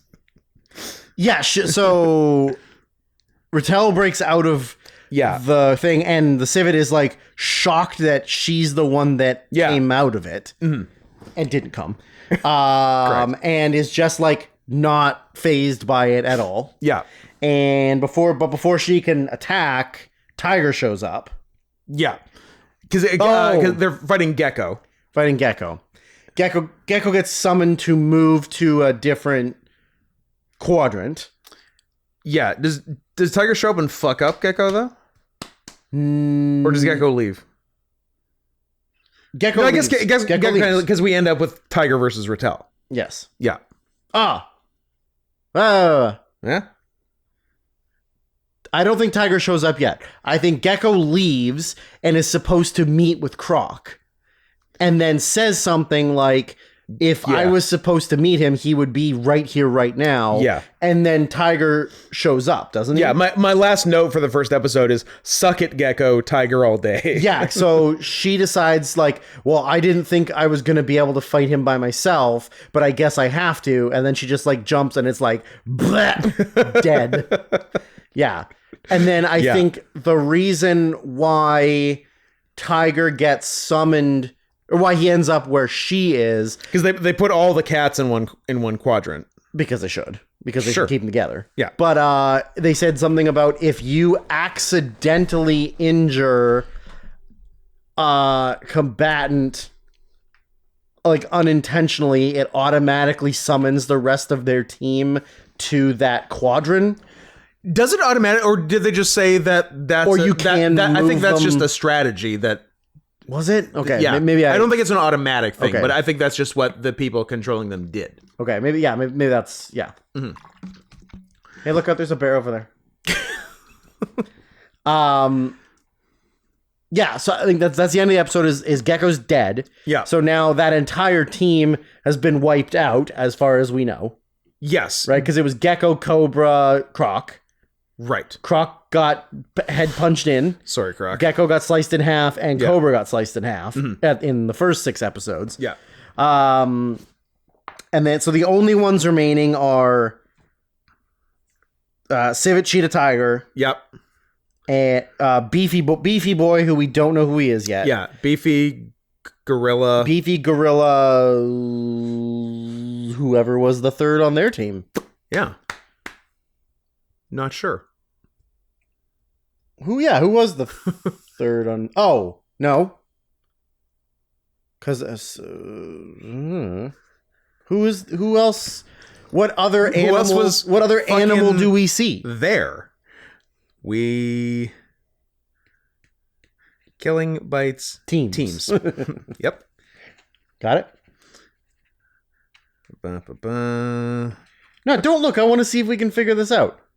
Oh, okay. Use our brains. Use our brains? What other animal have we seen die?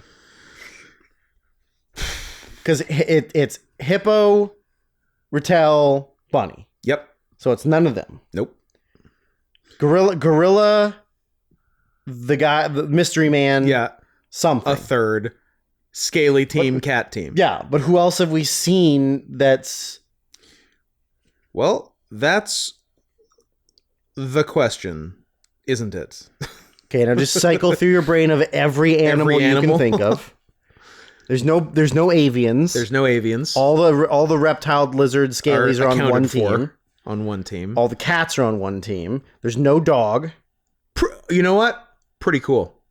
Yeah, finally, we got fucking Big Dog out of the equation. Big Dog has no say in killing bites. Get fucked. Maybe because the werewolf, it's just too like whatever. Although I like because they're therianthropes, they did everything but lycanthropes. Yeah, which is great because that's absolutely. all you because enough already with the wolves. Because dogs are dumb. Dogs are dumb. They stink. And they stink.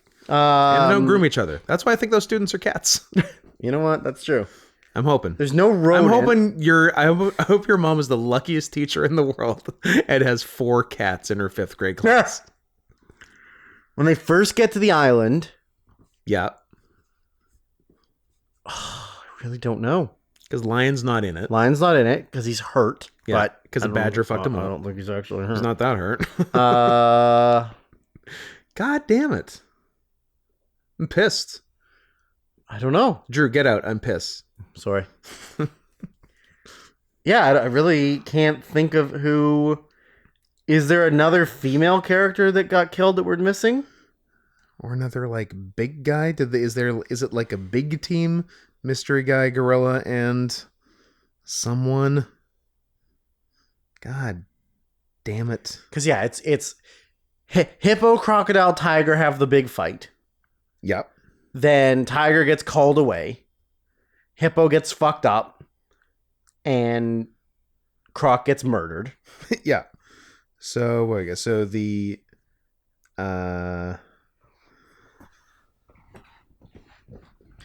Yeah, so there's the Ishida team is our team.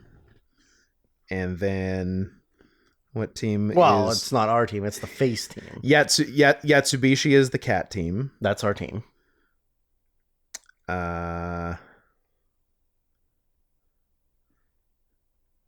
The Mitsukato is the team we're looking for because Sumitomo is all the sneaky stalies. Right. So Mitsukato is Gorilla, our boy Kido, and you weren't in the show. There was not a bear in the show. Nope. Oh, there was a bear in the show. It was the bear. But how does he die? The biggest member of Mitsukato's team and the first to be defeated. Hippo? Maybe? Oh, no. The palm strike. That the Rattel, she like... Yeah. Oh, Rattel got him. She's like, you learned that from my first thing? Yeah, and got defense and slashed him and he's dead. Dumb. We're idiots. Granted, that was 2 weeks ago. It was a bear. Yeah. We're idiots. But anyways, yeah, okay. Yeah. So bear, mystery man, gorilla, big guy team. Apologies to the other weebs listening who have been screaming bear for the last 10 minutes. Yeah. That's our bad. Okay. Scalies, cats, big, mishmash face team, and big. Mm-hmm. Yeah. Okay, gotcha. Yeah. So we're down to mystery man who hasn't TF'd yet. Yeah. The 3 members of the cat team and 2 members of the random face team. Yeah. Hippo's kind of incapacitated. They call him incapacitated. He has a big old slash on his back. But he's not done. He's not out. He's not dead. Yeah. So they're now everybody's in the one zone. Pretty much, yeah. Yeah. So I only have one note for the next episode, which is all caps ! Legalize the surgery. Because we go back to like the boardroom with all the heads of state. Yeah. And so basically the deal is they're looking to go they're like trying to not really obfuscate, but like the way you bury one thing in a bill that the government passes, that's the actual reason you want it to pass, but it's hidden in something else. Right. So they're trying to get a bill passed that basically about like GMO crops or something. Yeah. And they also hide out. Oh, and also we're legalizing thranthropy because they can make a lot of money off it. Yeah. But the emperor doesn't really want that. No. Because he's found a way to profit off it just doing it this way. Yes. Yeah. And that ends up being something of a sticking point between some of the families and even within his own family. Correct. So yeah. I just got a new Mastodon follow as we were listening. Sick. Kitty Chloe. Nice. Shout out. Hope you're listening. Yeah. And if you're not, how the fuck did you find us? Yeah, true. My next note is someone just got to draw rabbits fucking for this show. Yes, because so Rabbit is the last one to show up. She's just like digging. She's been digging holes and hiding because she's afraid and not tough. Yeah. And when she's acting like a real digger. Careful. I'm always careful. So when she pops up, and she realizes that Rattel has been sort of fucked up. Or I guess like there's battles going on, and she's facing the tiger. And yeah, I think a lot of because I didn't. Yeah, because that's the thing is a lot of this episode I think is battles. Yeah, it's a lot of battles and going to the boardroom. Like, yeah, because I think there's a lot of Rattel versus tiger. There's a lot. Yeah. So they're fighting, and then Rattel sort of gets fucked up, and when Bunny appears, and she's like, oh my god, like I need to save her, but then the pheromone has like started to dissipate. Yeah, but she's so weak. Well, she's and because she's a bunny. That's the thing is, I think they say because she's a bunny. Yeah, and they're like, the human reproductive system is like blah blah blah. And they show like a quick vignette, but then they're like, but rabbits, they fuck. So somebody drew an animation of bunnies fucking. Just bunnies fucking. So then she is someone has the best job in the world. 100%. And so because she's a bunny, she's so much more affected by even like the faintest amount of the civets pheromones. She gets like a 3 parts per million whiff of it. Yeah. And just like starts dripping. Just masturbating. Yeah. Like puts both hands between her legs, closes her legs, and rolls side to side on the ground because she's so horny. Yeah. Her rabbit pussy is on fire. It's just full of eggs. That's how it works, right? Your vagina gets full of eggs? Full of eggs. Yeah. So she's the horniest girl alive. Yep. So Tiger kind of fucks her up. Tiger's got like a really good. He has the best attack. They say. Oh, gee. I wonder why. Because Tiger's the fucking best. Oh, this is something I wanted to say. I mean, it's a resort. We're not cutting off on a tangent here, but here's something that big Hollywood doesn't want you to know. Ooh. The lion. Drew's pointing at me. At the beginning of the MGM logo. Tiger roar. It's not even a fucking lion. It's a fucking tiger roar. They're just as bad as dogs. Yep. Liars. Yeah, that is not stolen valor. That's not what lions sound like. Lions sound like little bitches. They do sound like little bitches. It's a fucking tiger. Yep. A pissed tiger. He's fucking mad. Why couldn't you just have the tiger that made the sound? I don't know, because lions are regal. They're not. Where did they get that shit? They're the king of the jungle, even though they don't live in the jungle. They don't live in the jungle. They live in the fucking savannah. Yeah. Get out of here. Fucking Serengeti my ass. Serengeti. Goddamn right. Syrian section. Syrian John Paul Getty. Don't get your grandson kidnapped. I won't. And then refuse to pay for it? Yeah. That's how it was? Basically. Yeah. Because he didn't believe he was really kidnapped. Yeah. He's like, nah, he's probably just fucking do whatever you want. I don't care. Yeah. It's like my real grandson. Yeah. Oh no, don't murder him. Oops. Maybe I should watch that movie so I actually know what happened. Or not watch it. I watched the television show. Right. Not the movie. What was the show? Trust. Yeah. I like Donnie Sutherland. And that was kind of Brendan Fraser's first thing back. Okay. He's a lawyer in it. Okay.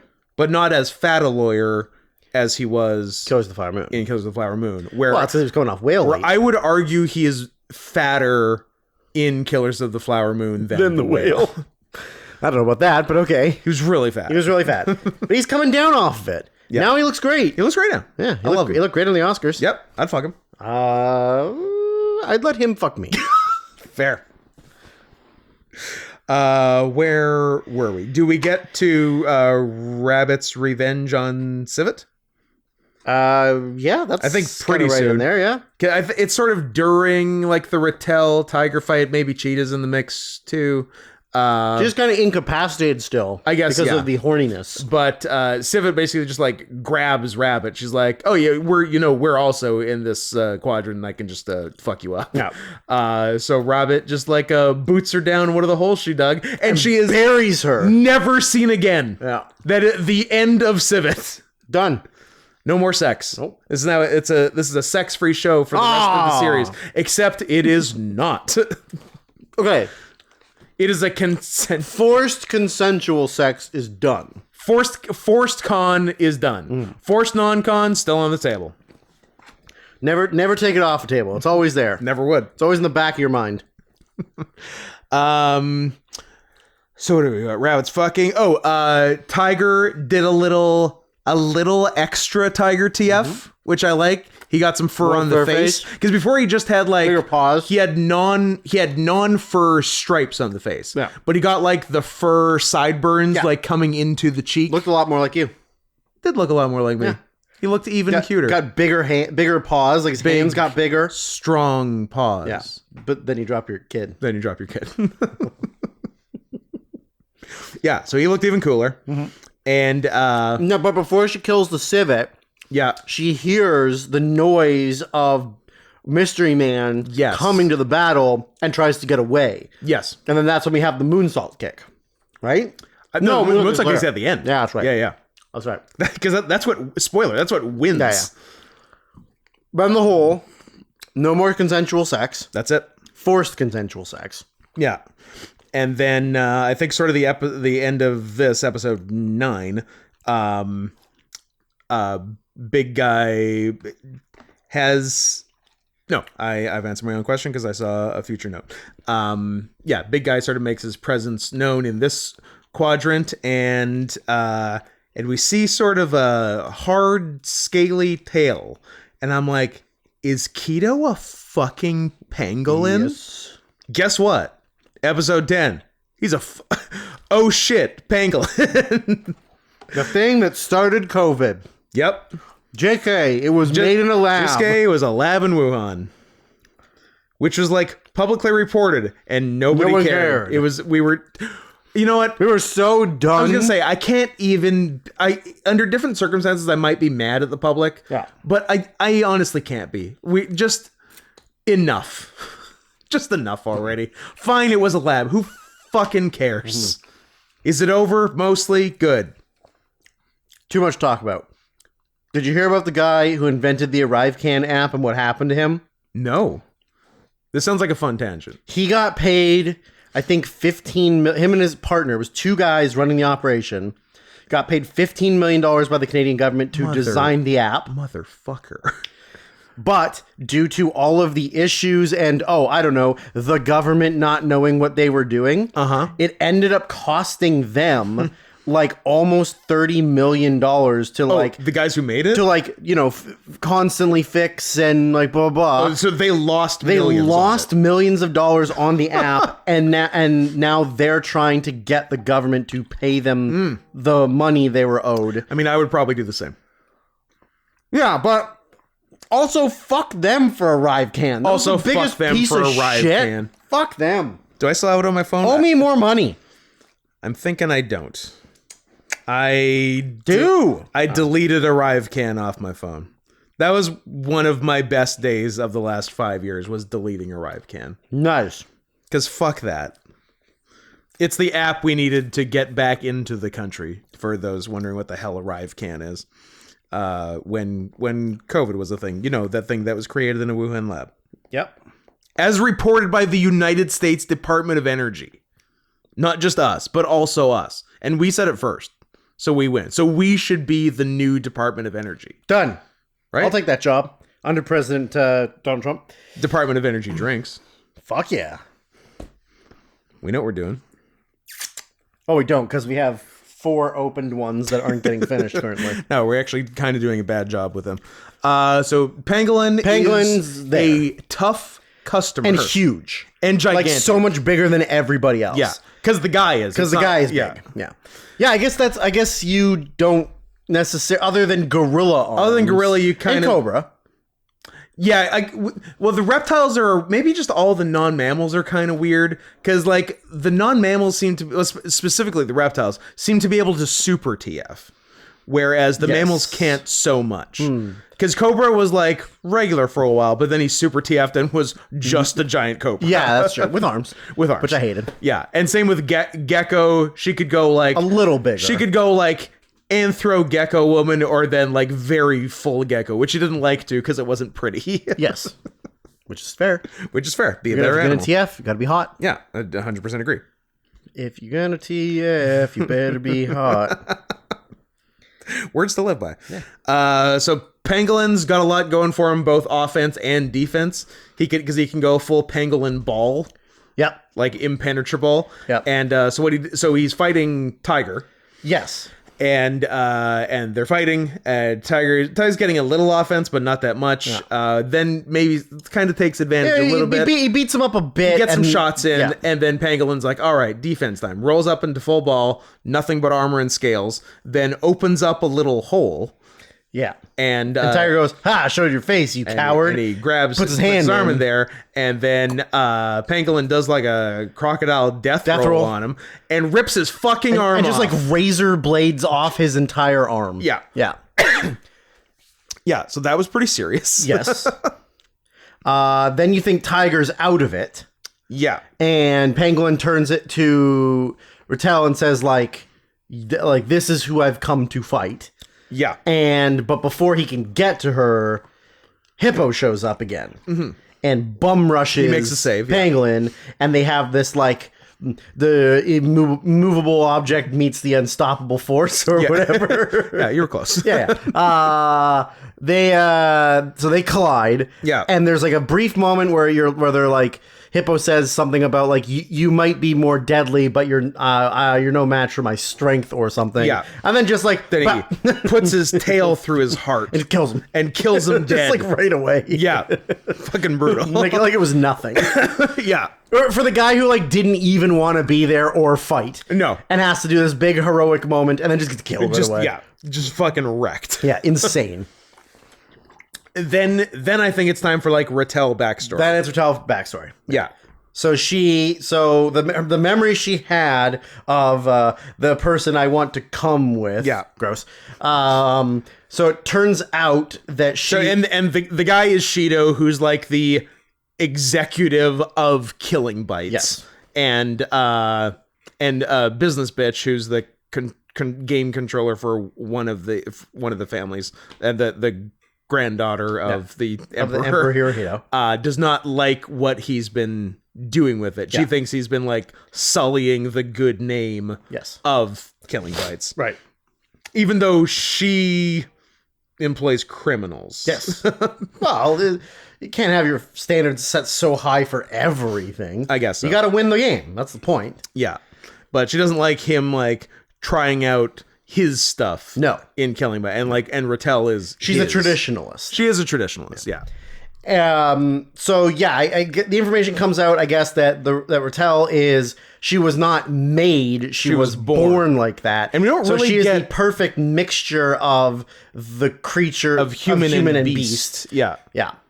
But we don't find out like anything about where she came from or like did her dad put his Rattel oh no, am I stepping on your joke? Here's my note.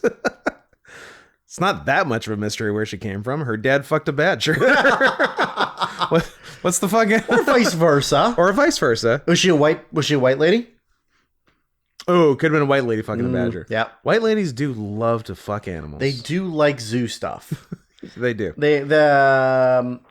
Yeah, so we get her backstory and she's like a fully feral kid, like living in the streets above the streets on rooftops and stealing, and she's in full TF mode, which we haven't seen in the present day battlefield yet. Yeah, barely human looking. Yeah more fur, I think like just more defined like animal hands and feet, and fluffier tail, like, and looks wild, but it looks wild, child, but I like the look of her less like her present day TF form better, because the full TF, it's too much white fur for a honey badger, and like there's the right amount of white and black in the other version. Is my only complaint. I agree.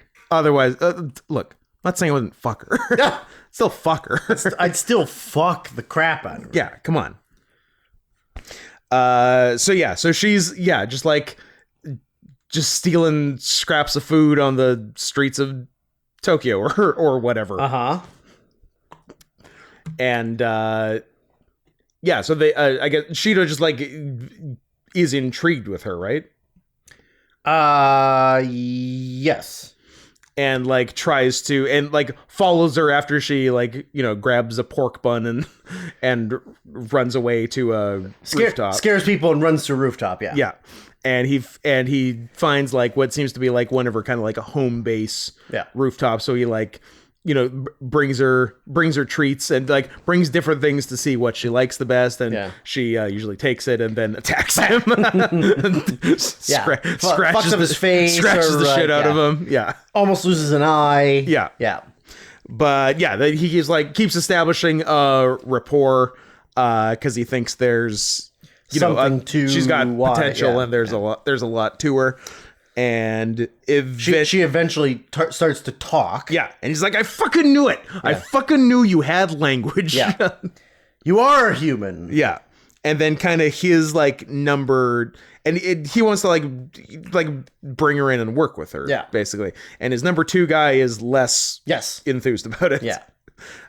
So number 2 guy follows him to the rooftop and goes to kill her. It backfires. Yeah. No, she gets hurt. She doesn't die. Hurt, but the number 2 gets killed, right? Who? Yes. Does she kill number 2, or does he shoot number 2? Don't remember. Anyway, it goes bad for number 2. Do you want me to look it up right now? If you want. Well, we did that last time where we did live rewatching. I'm on it. You can. No. Okay. Yeah. So it goes bad for him. Yeah. Ow, my balls. I don't remember what's next. Is that it for backstory? Flashback to 7 years ago reveals Shido first encountered Hitomi. Hitomi is our Rattel girl. No, I don't like a wild animal in Hong Kong, not Tokyo. Ew. By feeding and spending time with her, he gained her trust and named her Hitomi. That she didn't have a name before. Despite numerous injuries to himself, Shido's co-worker Shibayama ended up shooting her with a tranquilizer. That's right. Causing her to collapse in an area controlled by the Lyuman Mafia. They are eventually saved from the Mafia by match overseer Shinozaki. Oh yeah, the announcer girl who is also kind of it turns out to be a badass. We're gonna get there. Yeah. Don't jump the gun, bitch. And Hitomi begins to develop feelings. Bitch. Begins to develop feelings for Shido for protecting her. Back in the present, Hitomi attacks Kido with vastly superior strength and speed than her previous attacks. So yeah, back to present day, she goes full feral TF again. Yeah. And is actually getting some offense on our giant pangolin. And then we get a little bit of giant pangolin backstory. He basically, the reason he's an environmentalist and can't stand plants and trees being hurt is because he associates them with his mother. Because like when his mother was dying or whatever, she's like, take these flowers, they represent me, and take that literally for the rest of your life and kill anyone who steps on a plant. And then Kido fucking cuts her arm off too. Yeah. He's nuts for arm severing. You like what you like, Scott. You do like what you like. Yeah, and do we say that? Oh no, sorry. It's after he cuts her arm off. Never mind. Continue. I think it's when he cuts her arm off that Business Bitch does like full, like in your face premature celebration. Brandon Chastain takes her shirt off. Yeah, slides on her knees, does the like big fist pumps. Yeah, 100%. Like, yeah. The fight is not over, but she's like so sure she's got it in the bag that she's going nuts. She's like, fuck you. I'm the best. Whatever my fucking Zaibatsu is number 1. You're all pussies. We win. How dare you get on my level, etc., etc. It's great, and like the most hubris you've ever seen. It's perfect. And so he's going to finish the job. Yeah. And out of nowhere comes One-Armed Tiger. Yes. Who pops his eyeball out. Yes, that's right. But after he cuts out Penguin's eyeball, just tail through them guts. Woof. Yeah. Then when it happened, I was like, ooh, Scott's not gonna like that. I didn't like that. Me neither. Was not a fan. No. We got some more boardroom stuff. Yeah. I think this is where the Ishida guy and Ishida's the babyface one. Yeah. With Rattel and with Rattel Rabbit and Hippo. And up to this point he's been a total like cuck. Yes. He's like, oh yes, whatever you like. We do good business number one. Racist, but okay. But accurate. Yeah. But then because are two teams out now or well, sort of. But as it's getting down to it, and the deal is that the winning Zaibatsu gets the rights and gets to determine who gets what of the new public surgery business, basically. So eventually he the cuck persona has been a ruse, and he's like, oh no, we're winning, and actually I fucking own all your asses. Yeah. It was very sweet. Yeah, it was pretty sweet. But there's still other stuff that I think we missed, because during the fight between it's during all the pangolin shit. Yeah. The gorilla goes after Bunny. Yes. Right?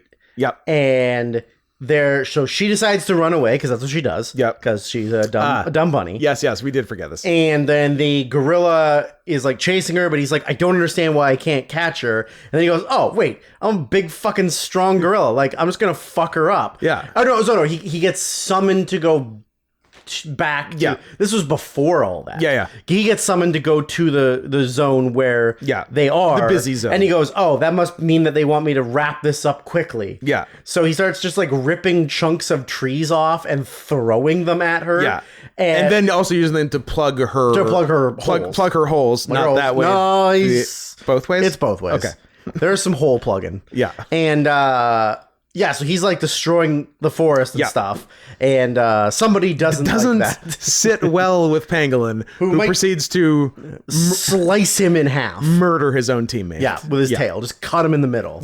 And then that's a very comical look, because when he's dead, it's like gorilla upper body with the huge arms, and then human legs just like separate, just from little bitch ass human legs. That was pretty good. That was good stuff. That's how we got rid of Gorilla. And then after killing Tiger is when Rattel fully... I think wounding Tiger, because I think they said they're getting medical attention for a couple of them. Maybe. Yeah. I mean, he did get stabbed, like... Or maybe that's kind of right through the middle. Me telling myself that Tiger's not dead? I don't know. But Rattel's already gone back to, she's full transferred now. Yes. And he goes into a ball. And she decides like I'm gonna bowl him. So she bowls him into some trees, does a dumb strike joke. Of course. Pangolin wakes up and is now like fucking pissed. I broke the trees. And then we have a flashback to him as a kid. Where his mom's boyfriend, or just his father, I don't know. I don't know. So she's like talking about I guess she owns like a plant business and is talking about like growing plants and protecting them. They're living beings and they should be treated with respect. And then his dad or mom's boyfriend or stepdad or the father figure in his life is like abusing his mom. And he says like nobody hurts mommy, and then he beats the shit out of him with a baseball bat. Like mushes his brains. Like it's gonna be hard to identify him without dental records. And so now like that enrages him to the point where now he doesn't care about protecting the plants. He just starts wrecking shit. Like he doesn't care. He just goes rage mode. So goes rage mode on her. several times you think she's fucking dead, and then she just like is still kicking it, because then they show like an animated thing of how honey badgers like even if their guts are pouring out and they're missing an arm, they will fight and they're fighting like, you know, a giant cat, a lion or something. They will still fight until they're fucking dead. Yes, they will never give up. And so I think because the one with the sharpest fangs wins, that's what Killing Bites is. You nailed it. So but the sharpest fangs is a metaphor. Yeah, for the will to fight, for cojones, for penis, for penis and balls that are on top because you're a dumb kangaroo. Because they're a dumb kangaroo who does missionary and believes in Joseph Smith. So he turns his attention to Rabbit because she's the only one. Oh, and Cheetah. Yeah. But then Rattel gets up. He realizes that she's not dead, goes to attack her. She dodges to his blind side with his eyes removed, picks up her severed arm, and throws it like a javelin through his head. And he drops dead. And then they cut back to the boardroom, and premature celebration was like, no, how did they kill him? Like, he's the strongest, most powerful being. Like, how is he dead? I mean, he's not dead, even though in theory he should be dead. Yeah. So he wakes up. Yeah. And they even say like leaking brain matter out of the back of his head. Yeah. And he goes to attack her, and out of nowhere Cheetah comes and slices his throat.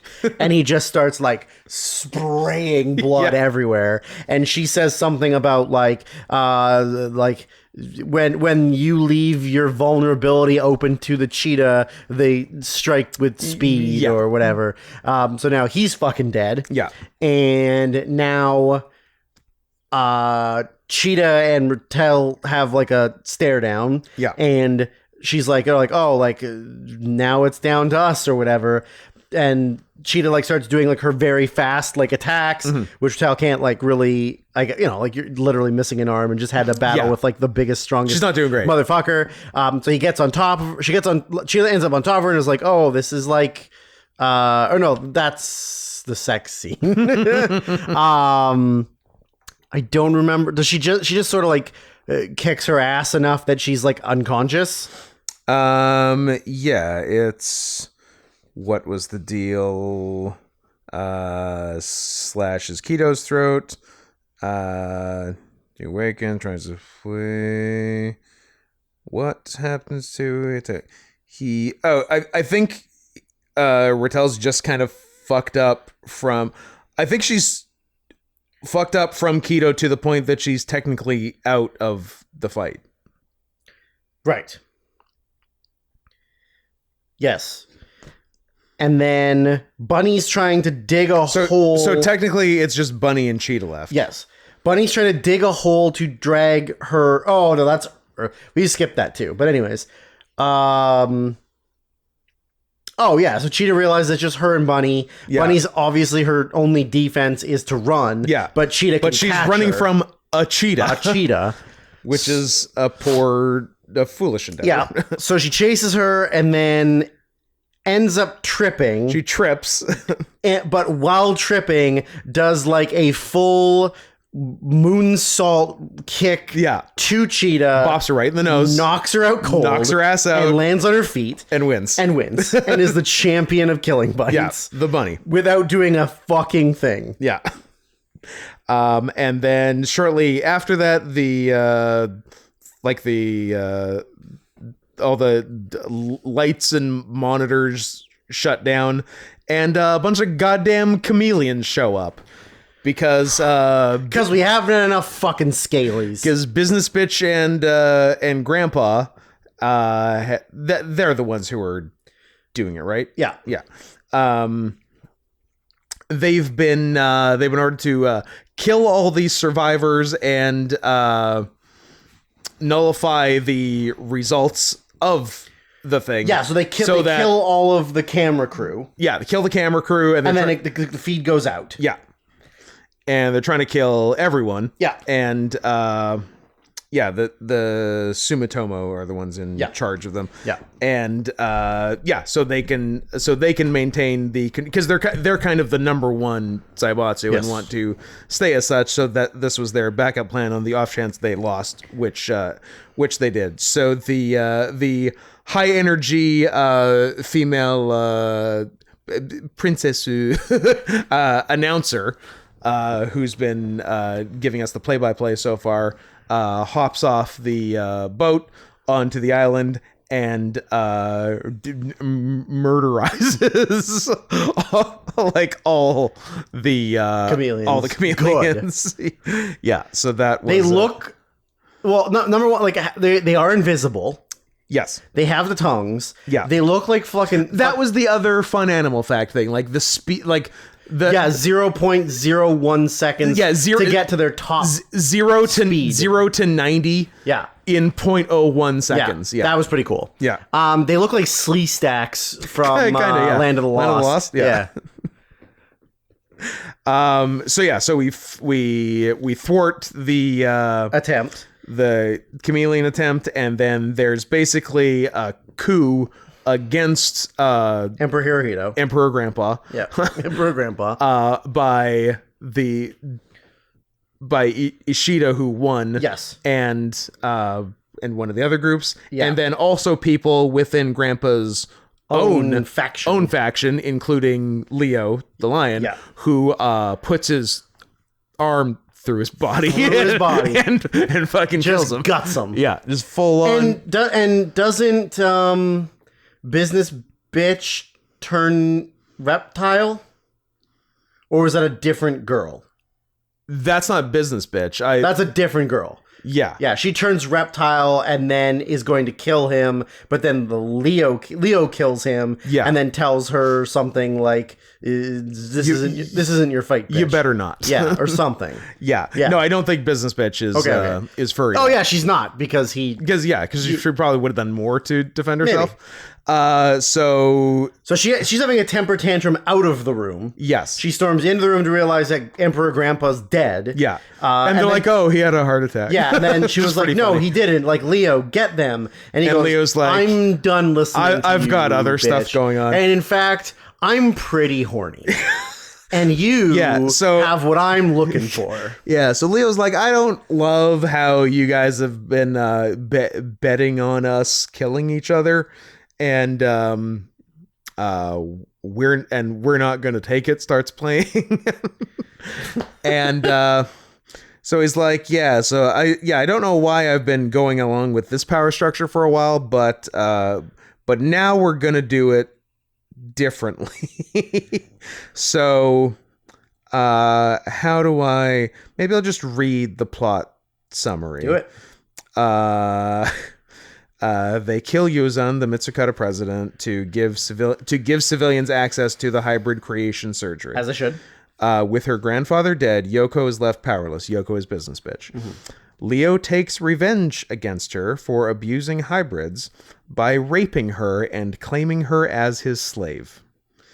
I'm just reading the news, guys. We don't shoot the messenger. Yeah.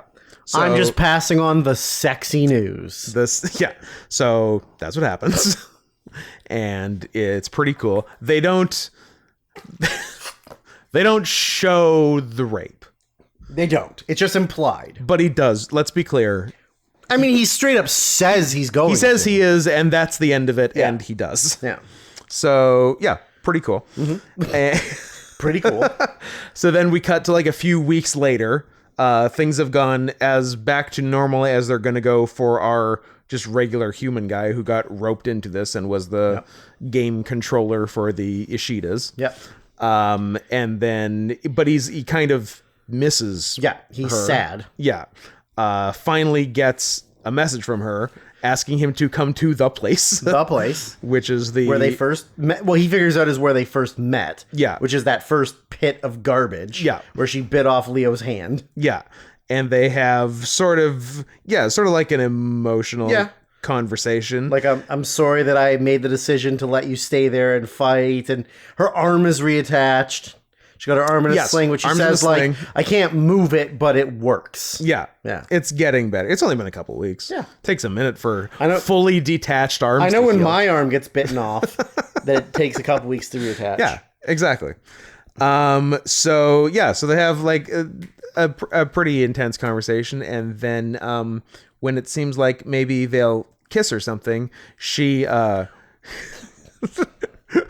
fucking slices his ass. Cuts his ass up. Yeah. And says, I'm sorry. Yeah. And then gets back in the car with Shido, who ordered her to do it because no loose ends. Mm-hmm. And they drive off into the sunset. Cut to smash cut to the future. A couple of years? I don't remember if it says.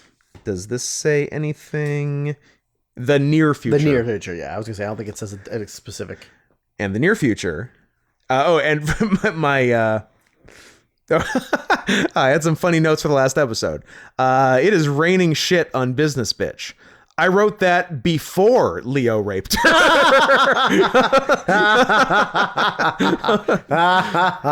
And then for the apparent murder of our sort of main character, I wrote, whoa, what the fuck? Yeah. But then near future.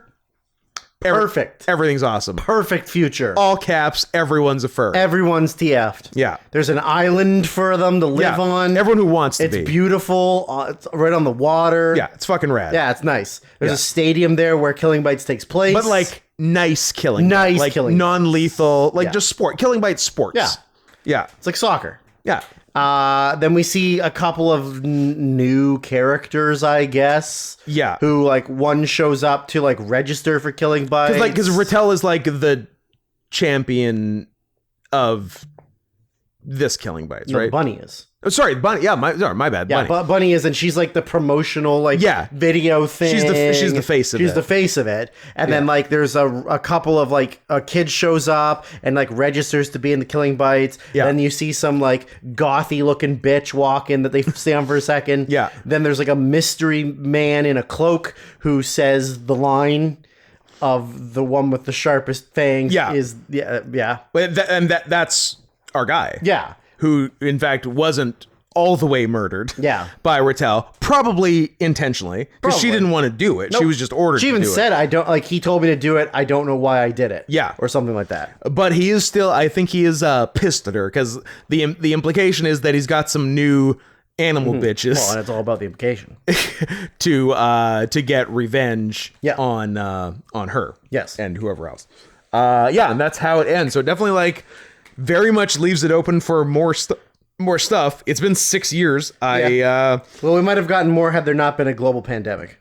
You know what? That does... And that led us to decide we were going to read the manga, except for we're not reading the manga. But we will talk about Make more anime. Make more anime, please. I can't believe we're saying make more anime. Make more anime. But here we find ourselves. Let's fix the Oscars before 3 hours. Nah, let's do it in 4 hours. Okay, I like your style. Yeah, did y'all forget this was an Oscars podcast? I did. No, it's exclusively anime, and sometimes we'll do Oscars. Yeah. Every other week we'll do Oscars. We're just doing Oscars. We'll do one award every week, and that'll take us smoothly into autumn. So, did y'all watch the Oscars? What'd you think? Write in, let us know. Give us a call. Live on the air. 591 Rock. 591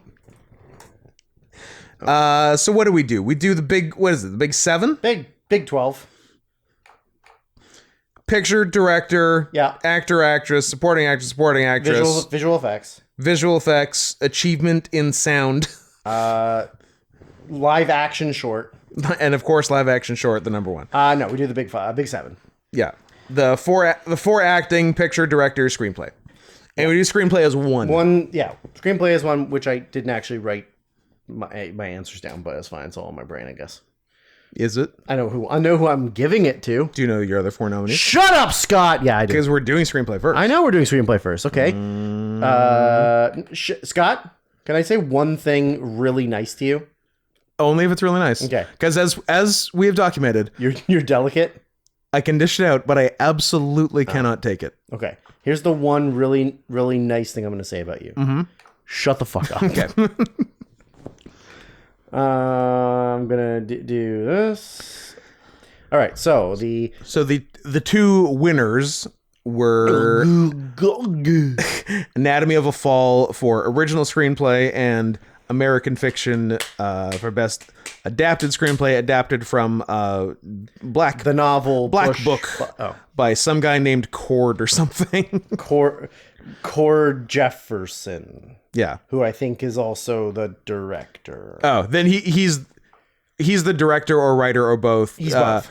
Someone else wrote the book. I don't know, man. But also, who cares? Because it was the 9th best picture nominee. Our predictions were American Fiction and Anatomy of a Fall. Boom! I said Oppenheimer and The Holdovers. So 2 for Scott and none for Drew. Sad.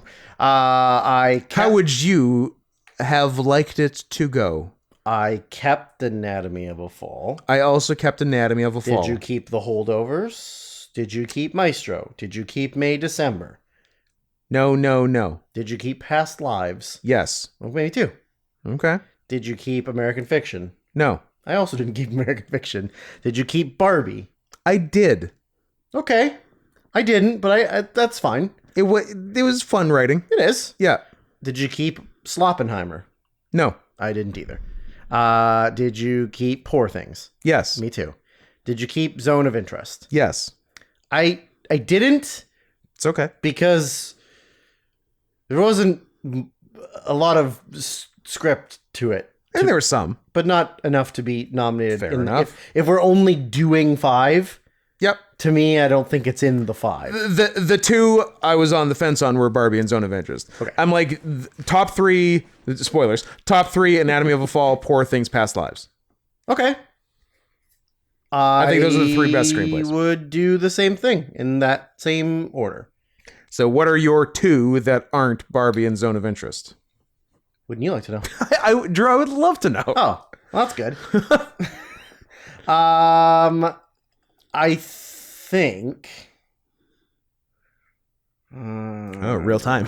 Real time with Bill Maher over here. I don't know, man. I think I liked... I mean, it is real time because that was the only one I didn't write out my ones. Probably Rustin. I saw it. Did you? No. What a good lie. I totally believed you. I got you good, You bitch. could have run with that. So probably like American Symphony. I'm gonna... Got to be American Symphony, right? I'm gonna keep... No, I'm not gonna keep. I'm gonna keep... No, I'm not gonna keep. I love what's happening right now. I don't know why. I don't know where I am right now. But I want to say The Creator. Okay. I liked the things that were happening in that movie. Okay. But that might just be because I want to give The Creator more things. I think you're... confusing The Creator with Aliens. I think your rating of The Creator caused someone else to watch it and not like it as much as you. Oh, good for them. It might have been Antifa Catboy, but it also could have been anyone else in the world. Could have literally been any other person. But that's what comes to mind. Don't come. Do not come. The Creator. Would you give it a 12 out of 10? I give it 8. It's an average 3.3. I give it 4. Yep. I don't know. Nope. That's not the person I wanted. Nope, that's not the person I wanted. Well, what are you doing? Shut up. Yeah. Tell me what you're doing and I'll do it 3 times faster. I was seeing if anybody I followed was Antifa Catboy. They gave a rating for it. Gotcha. Or a review for it. Yeah, I like The Creator a lot more than a lot of people did, I think. That's I don't know, because it's unique and different, and I like it when it's not just the same stuff. Mm-hmm. And I think I'll just keep May December because I like I like the things that happened in that movie. May December was the one on the bubble for me. Gotcha. Who'd you give it to? Anatomy of a Fall. Anatomy of a Fall. Yeah. They got it right. They got it right a few times. But not all of the time. Yeah, this one might not actually be like a super controversial like Oscars thing for I don't think. I think a lot of it's like whatever.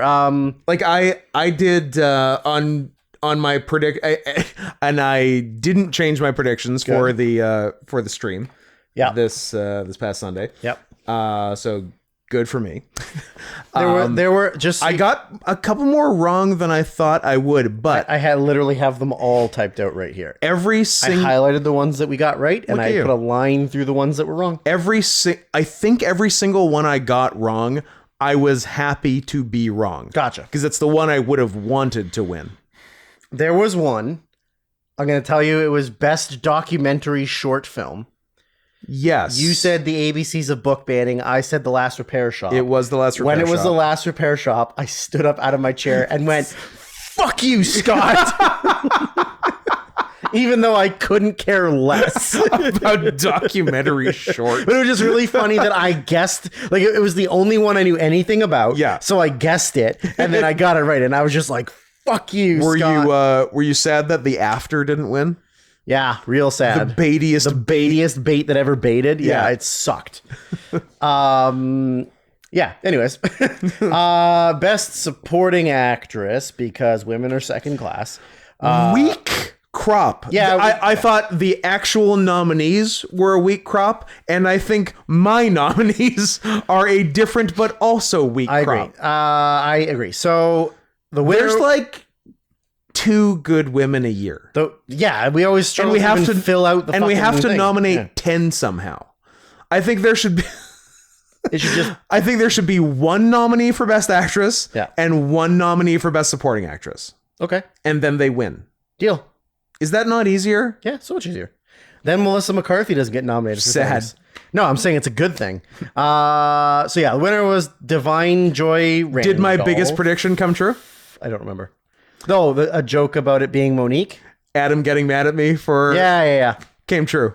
But then Adam went the extra mile, and when they were doing, I guess it was the 5 former best actors talking about the new ones, he called Forrest Whitaker Monique, and I had a really good laugh. That's good. Yeah. That's good. And then he actually had a good... is Adam funny sometimes? Yeah, sometimes. Damn. I don't think of him as funny, but me neither. But he's got his moments. He really had it, because he that was good on it, and I'm like, and when he made the joke, I of course got fake mad at him for making such a tasteless joke, and he's like, no, your joke was about you being hateful towards Black women. My joke was about being hateful to you. I like that. Pretty good. That's pretty good. Yeah.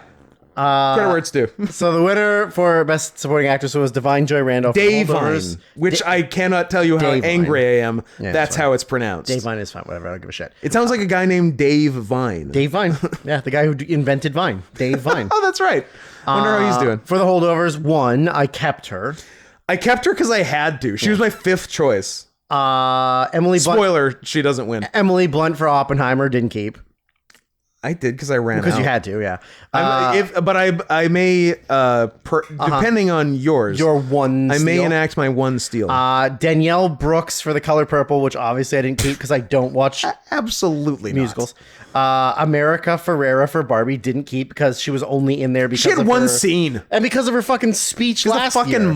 Oh yeah, that's the only reason. And then Jodie Foster for Naiad, I kept because I thought Naiad was decent.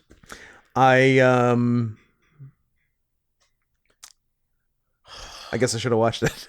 Yeah. Can we move this along, mister? I'm sorry. You're trying to do under 3 hours and you keep pausing. Sorry. Hey. You should watch. I mean, it's a good movie. Yeah. It's worth watching. That being said, I didn't keep the main star of it in Best Actress, but good. So yeah, I kept Jodie Foster. I kept Devoyne Shower Handle. Perfect. I added, because they both can't be leads, I added Natalie Portman for May December. I think Natalie's lead and Julianne is supporting. That's fine. I'm still doing Natalie Portman. I'm not arguing with you on this. Fine. Fine. I added Madeline Una Voiles, who's the little girl from The Creator. Okay. And I added this is the dumbest one, but I thought she was pretty good in the movie. Okay. I added Vanessa Kirby from Mission Impossible. I added Vanessa Kirby for Napoleon. Okay, nice, nice. Not bad. Look at us. Yeah, that's pretty good. I didn't know she was in Mission Impossible. Yep. She's one of the many ensemble who do stuff, but she's pretty good because she has to kind of play two characters. Okay. Because she plays herself and then she plays a different character wearing her face.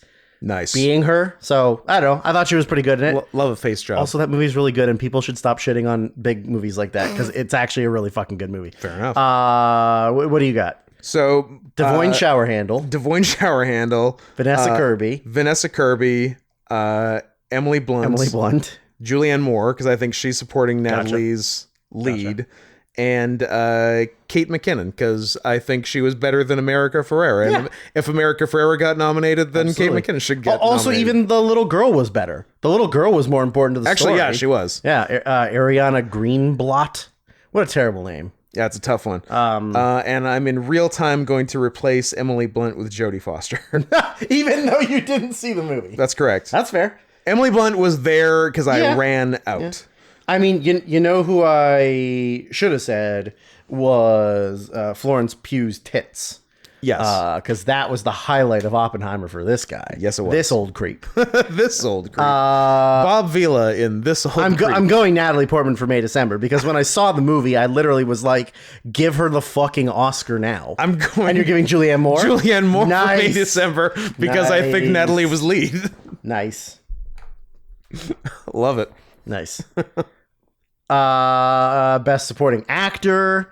The winner was Robert Downey Jr. for Oppenheimer, which I assume we both kept. Yes. Sterling K. Brown for American Fiction. I wanted to keep, but there was two other people that I wanted to replace him with. I didn't even want to keep him that bad. That's fine. I mean, I really like him as an actor. And his role in the movie was good. Like, he's enjoyable. He can kind of only play assholes. Kind of. Yeah. Bob De Niro for Killers of the Flower Moon. I kept him. Ryan Gosling. I thought he was the best thing in Flower Moon. I agree. Ryan Gosling for Barbie. Kept him. Mark Ruffalo for Poor Things. Kept him. Then I wanted to add who I think you added, but I added a different person. You didn't know anything about me. I think you added Willem Dafoe for Poor Things. You do know things about me. That's who I wanted to add. I got Bob De Niro, Bob Downey, Bob Downey. That's Bill Dafoe. Bill Dafoe. Yeah. Ruffalo, Gosling. Okay. Are my 5. I added Charles Melton, who's like the son, husband, of Julianne Moore in May December. The rape victim. In May December. I'm still going Robert Downey Jr. I'm going Ryan Gosling. He fucking killed it. Okay. Good for you. Downey was excellent. Yeah. And I had no problem with him winning the Oscar. Yeah. But if I'm doing the Oscars, This is in fact you doing the Oscars. This is me doing the Oscars. So. And Dallas. And Scott does Dallas. Yeah. Best actress was Emma Stone. Obviously, we both kept her. And, you don't know me. And I assume she's still winning for both of us. Yeah. You want to skip this one? They got it right. Annette Bening for Naiad. I didn't keep her. Lily Gladstone for Killers. I didn't keep her. Sandra Hüller for Anatomy of Fall. I kept. I kept her and added her for Zone of Interest. Yep. She had a pretty good year. She did. Sure did. Carey Mulligan for Maestro. I didn't keep her because she's very hateable. Yep. I added Julianne Moore for May December. I added Natalie Portman. I think Natalie had more screen time, but she wasn't in it for the first 20-ish 30 minutes of the movie. Flip a coin. I added Greta Lee for Past Lives. And I added Margot Robbie for Barbie.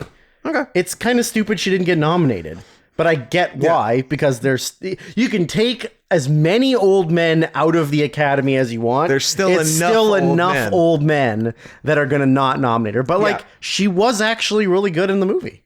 She was good. Yeah. I think she deserved to be nominated. Yeah. It's kind of weird that she wasn't. I think Goss was better. Also, they don't like women. And we're obviously keeping Emily Stone as the, and then best actor. I didn't say my 5th. Oh. I don't know. Who's your 5th? You couldn't sound less excited. Because we both said Emma Stone, so it doesn't fucking matter. Emma Stone, Greta Lee, Natalie Portman, Sandra Hüller ×2, and Leonie Benesch, the lead woman in The Teacher's Lounge, was very good. A movie that no one but you saw. I guess. No one in the Academy saw that movie. Oh, probably not. 100%. Well, because, again, Zone of Interest was nominated for Best International Feature. Yeah. Do you think anyone in the Academy was like, this one's nominated for International and Best Picture, I'm just going to see this movie? Yeah. But we could Two birds stoned at once. But we could have had that with 2 movies, because Anatomy of a Fall should have also, but the French government are catty little bitches. Well, they're not wrong. They're not wrong. They're not wrong.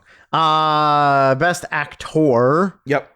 Cillian Murphy for Oppenheimer. I'm assuming we both kept. I kept. Brad Cooper for Maestro. I assume we both kept. Get out of here.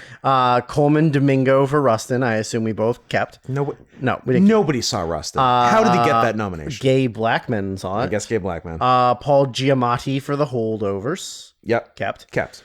Jeffrey Wright, American Fiction. I kept. I love Jeff Wright. Jeff Wright's great. He's great. He was bubble for me. Didn't keep him. Okay. I added John David Washington for The Creator. Okay. Because I like that movie and I like him. Yep. And it's up to you to determine who my 5th is. Because I have 4 that I could do, and I don't know what I want to do with my life. So you tell me yours, and I'll see if it's the same as mine. I have 3 you haven't said. That's the point of doing this. They're all in your 4. Leo DeCaps. Fuck! For Killers of the Flower Moon. I'm just kidding. He wasn't. Yeah.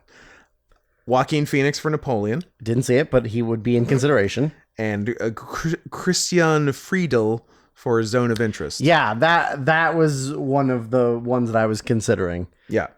Although he is playing a Nazi. So he should win, He should win. Okay. Fair. You sold me. I'm doing a Nazi. Okay, I'm a Nazi. All right, I'm a Nazi. Oh, I didn't even write like all the other fucking supporting actress we both got right. Supporting actor we both guessed right. Best actress we both guessed wrong because we both said Lily Gladstone. Yes. Best actor. Again, another one I'm happy to be wrong. Me too. Cillian Murphy you got right. I said Paul Giamatti. Then director and picture we both said Nolan Oppenheimer. We both got right. Yeah. You finished 16-7. I finished 15-8. I believe, yeah. I ended with 16 on the night, and I didn't win. Oh, who won? Shay with 18. And he, because usually every year someone will be, as I dubbed them, Johnny Homework, and like really do the research on it.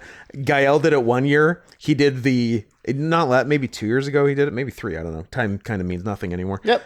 He did the opposite this year in that he didn't watch a single movie. Didn't see any of the movies or know what was nominated. None? I don't think barely, maybe wow, one. That's maybe crazy. one by accident. That's crazy. Yeah. But he was blind going in. Okay, that's a weird way to do it. But yeah, I believe he got 5.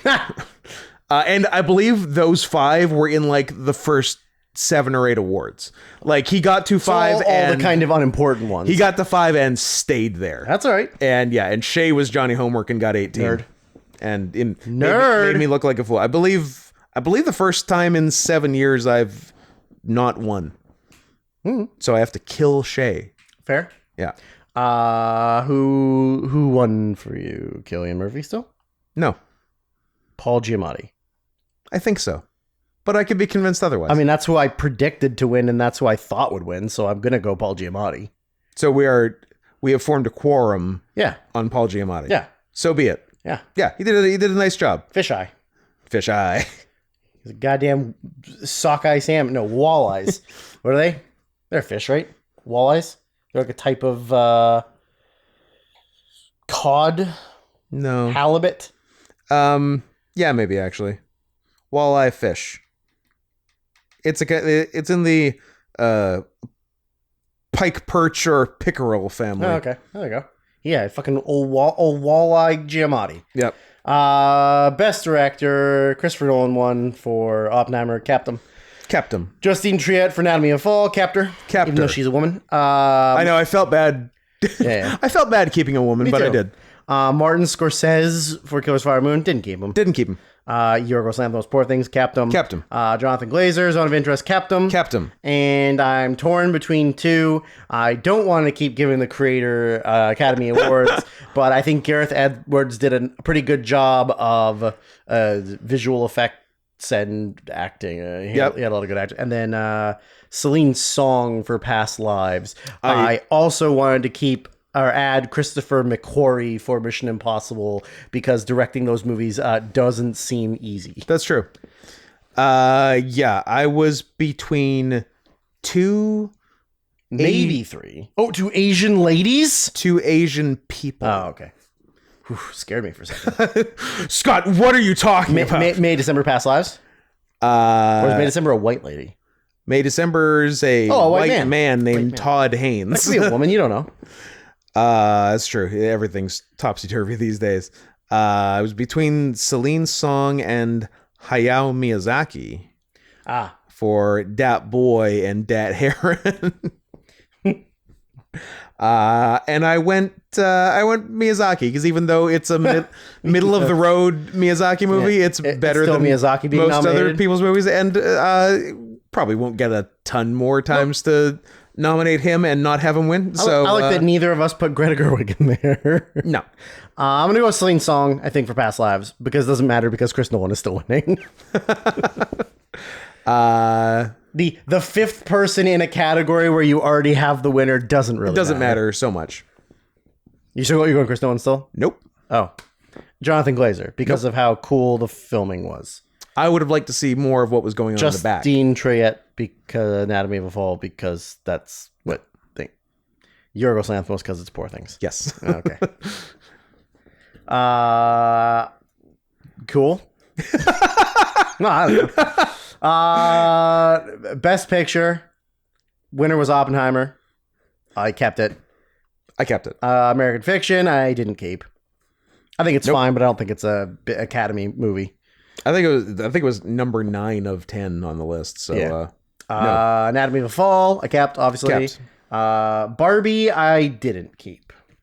Maybe I should have, but I put one I like more in there. Let me guess. The Creator, your favorite movie. I mean, that's there, but that's not even the one I was talking about. Mission Impossible. That's the one. Okay. Your two favorite movies of the year, The Creator and Mission Impossible Dead Reckoning Part 1. I think it's just called Dead Reckoning now. I don't think they're doing a second Dead Reckoning. I think they're doing a different title. Anyways, you didn't keep Barbie or you kept Barbie? I kept it. Okay. It's probably 9 or 10. 9 or 10. Holdovers, kept it. Didn't keep it. Oh, okay, that's fine. But because you put Boy in the Heron. I did put Boy in the Heron, but whatever. Do I want to put Holdovers? Who cares? It's between Holdovers and Barbie. Neither's winning. Who matters. cares? Killers of the Flower Moon, I didn't keep. Nope. Maestro didn't fucking keep. It was one of the worst movies I've seen all year. I had it too. I had it for the winner. Oh, okay, cool. Past Lives I kept. Yep. Obviously, Poor Things. Yep. And Zone of Interest, obviously. Yes. I added Godzilla -1. I didn't, because you forgot it was nominated. I didn't realize how invested I was in Godzilla winning until they won and those people went up and I got misty-eyed and was like, why am I in love with this? And why am I so happy right now? Another pick I was happy to be wrong on because I thought it was going Creator. Yeah, because we were like, gears in the brain. Gears in the brains. So I was so happy Godzilla won. It was awesome, yeah. Even though the guy could barely speak English. A bunch of people in the chat when they were talking, they were like, Scott, he's doing your voice. I was like, good. Then I don't have to do it to get in trouble anymore. That's true. This is odd because I have a distinct memory of writing down Godzilla -1 in this category last night, and it had to be in this category because it's not in any other categories. And now Best it's actor, now Godzilla. Let's see if I have 10. 1, 2, 3, 4, 5, 6, 7, 8, 9, 10. Well, obviously you changed your mind or you didn't save it. Am I comfortable replacing Barbie with Godzilla minus one? I don't know. Are you? Yes. Okay. I'm writing it down. May, December? Yes. I added The Creator, obviously. And I added Mission Impossible Dead Reckoning, and those are my 10. So I had the ones you said. And you're going to do one of the international... You're going to do Teacher's Lounge because you're a film F-slur, and you always do that. Poor Things, Oppenheimer, Anatomy of a Fall, Zone of Interest, Past Lives, May, December, Gojira, Boy and the Heron, The Teacher's Lounge. There you go. And my 10th, I have Society of the Snow. Really? It was pretty harrowing. I mean, it was. I thought it was an okay movie. But now, in real time, I am backspacing it. Did you see The Creator? I did not see The Creator. Nor did you see Mission Impossible? Did I see Mission Impossible? So I may be way off, but I'm replacing Society of the Snow with The Holdovers. Okay. Because it's a cozy movie. It's nice. It's a nice cozy movie. Giamatti's pretty funny. Yeah. I don't fully hate the kid. Kid's pretty good. Monique was great. Loved Monique. Yeah. So my final 10. Okay. After 2 live changes. After 2 live redos. Oppenheimer, Gojira, Anatomy of a Fall, Poor Things, Zone of Interest, Past Lives, May, December, Teacher's Lounge, Boy and the Heron, Holdovers. Anatomy of a Fall, The Holdovers, Oppenheimer, Past Lives, Poor Things, Zone of Interest, Godzilla minus one, May, December, The Creator, Mission Impossible. I assume we both went Poor Things. Poor Things. Yeah. Yeah. Poor Things was the correct answer. Yeah. For best Would have been picture. very cool to see it win, but I basically knew it wasn't. No, It was nice it got some stuff. I'm glad it won all of the visual stuff. Though. Yeah. Yeah. I don't think either one of us. I think I thought it was going to split with Barbie. I thought it was going to get production and Barbie was going to get costume. And it got both. Costume. I guessed right for it. Did you split it the other way? What was the other Production design? No, we both said Poor Things. We both said Poor Things for production design. Yeah. I said Poor Things for costume design. You said both. Okay. And we both said Maestro for hair and makeup. Yes, that was also surprising. Fucking losers. Although originally it was Golda, so you could have been way more wrong than me. True. Yeah. Another blow for Jewface. What I didn't care about, I'll tell you the award. Oh, that reminds me, I gotta say something else. But the one award I didn't care about was Best Original Song. Mm-hmm. Because we're like, who's the most famous person singing a song? That's who wins. Yeah. Once they did the performance of the song from Flowers of the Killer Moon. Oh, okay, yeah. And once they did that performance, I was like, ooh, there's a chance that wins. There's a chance that white guilt takes over and they go, that's the song. That is a chance. But also, I don't think that they should vote on song until after they're performed at the Oscars, because Ken 100%. should have taken it by a fucking mile. Even though he can't really sing that he's well. He's not bad, though. But he's not great. Like, he's okay. Yeah. But the performance... He's too good a singer for how beautiful and talented he is at everything else. Like, it's not fair. And likable. And he's also a pretty good singer. Fuck you. Yeah, I agree. But yeah, so the 2 things I wanted to say, because we're done now. Yeah. The 2 things I wanted to say about the Oscars were, one, I know obviously it's a gag, and it's everybody's having fun, but I'm having fun. But it's very... Are you having fun? No, I'm never having fun. Okay. It's very funny to see where their standing is in Hollywood and life. Yeah. That John Cena does a gag where he's naked and reads an award, and then The Rock comes out looking like $1 billion with the biggest performing artist in the world that's not Taylor Swift, and presents right after that. It's just very funny to see the dynamic of that. Because like, Cena is The Rock of the next generation. Yeah. But is just like a joke. But that generation is less important. And The Rock looks like he could pay people to have somebody killed. Right now, if you wanted to. Did you, obviously, did you do the Bad Bunny when he came on? Bad Bunny? Bad Bunny. I think I brought up Bad Bunny. But also, his English is terrible. Yeah. Even though he's technically American. Yeah, but don't tell him that. Yeah. Yeah.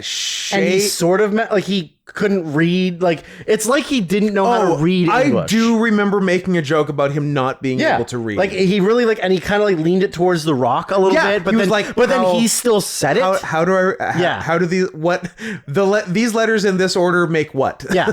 What is the combination I need to unlock here? Yeah. Shay and Gael, and I can't remember if Adam did or didn't. Maybe not. Didn't know who Bad Bunny was? I might have been the only person in the room who knew who Bad Bunny was. And like Shay's like, who's Bad Bunny? I'm like, he might be the #1 recording artist in the world. I mean, outside of Taylor Swift, he's the highest earning, grossing, streamed artist in the world. Yeah. And he's like, and he's also a decent wrestler, except for if he's doing sliced breads. Sure. And Shay was like, oh, and I could tell like Shay was like surprised he had her. But I'm like, don't worry. The music is not for us. No. And he immediately understood. Yeah. Just think of everybody that lives south of America. Yeah. That's who listens to his music. Yeah. And also most of Southern America. Yeah. Like the illegal parts. The illegal parts of America. The second thing that I heard that I don't... And another thing. That I don't know is true is that so Pacino had to put a statement out about the reading Best Picture. So for those who didn't see, the Oscars, for the most part, went smoothly, as long as you consider Jimmy Kimmel being an abortion of a comedian, horrifically unfunny smoothly, but that is par for the course. Yeah. There were no incidents. The thing is, I do like Jimmy Kimmel. He's fine. He's just terrible at this. Yeah, like everything is the worst. Like, because I mean, it's all lowest common denominator, like middle America jokes. Let Mulaney do it. But they fucking sucked. Mulaney was the only good presenter. There was one that like, I don't remember the joke, but I actively slunk down in the chair to the floor and was like, I wish you were dead. Oh yeah. We were like actively yelling at a lot of stuff. Fucking sucked. Yeah. So, sorry, did you say... No, I said Pacino. So Pacino had to make the thing. Normally when they do, I was clarifying the Pacino thing. So what happened was everything went pretty smooth until little homunculus Al Pacino, Alfredo, came out to read the Best Picture winner. Yeah, and the way he does it is traditionally you come up to do it. You say a quick little thing, then you list off. Because over the course of the night at the Oscars, they've been showing little clippy, trailery things of every movie nominated for Best Picture. You come up, you say your little thing, you say out loud every movie that is nominated for Best Picture. But they seem to have stopped because they didn't do it with song either. Yeah. So anything they showed over the course of the ceremony, the nominees did not get read. Yeah. Come presentation time. Yes. So that's fine. That's not on Al. But so Al opens the envelope. Squints at it and goes, I think he said it before even he opened it, that he said and I guess I have to go to the envelope for this. Yeah. And he struggled to open the envelope. Yeah. And I was like, what is he doing? Yeah. He was having old man times. Also, this guy, he's a father. He produced a life. New father. He produced viable semen in the last 12 months. With like a 22-year-old. Bonkers. Disgusting. Also, fuck her. Like, seriously. Like, you're a fucking dumb bitch. Like, by all means, fuck 83-year-old Al Pacino for the story. Don't have a kid with him. Yeah. Come on. You bitch. That's disgusting. What's that kid's life gonna be? Well, he's not gonna have a father, that's for sure. Yeah. There's no way Al Pacino's living another, 20 years. No. So, yeah, whole thing's a mess there. So 107-year-old Al Pacino. At his kid's graduation. Kid's graduation. So he struggles with the envelope, eventually gets it open, squints at it, and phrases in the form of a question, Jeopardy style, and my eyes see Oppenheimer? And then there is... End of statement. Silence. Because nobody knows if that's what his eyes saw, because it didn't seem like he was sure. that's what his eyes saw. Yeah. So we were all sort of waiting he for might not have actually some seen... kind of confirmation. And then he started reading the people's names. Yeah. Christopher Nolan, blah, blah, blah, executive producer. It was so anticlimactic. It deflated the whole Yeah, room. because it didn't seem like he was actually reading it. Yeah, we're like, oh, that was weird. How we decided to do the last and biggest award. Yeah. Okay.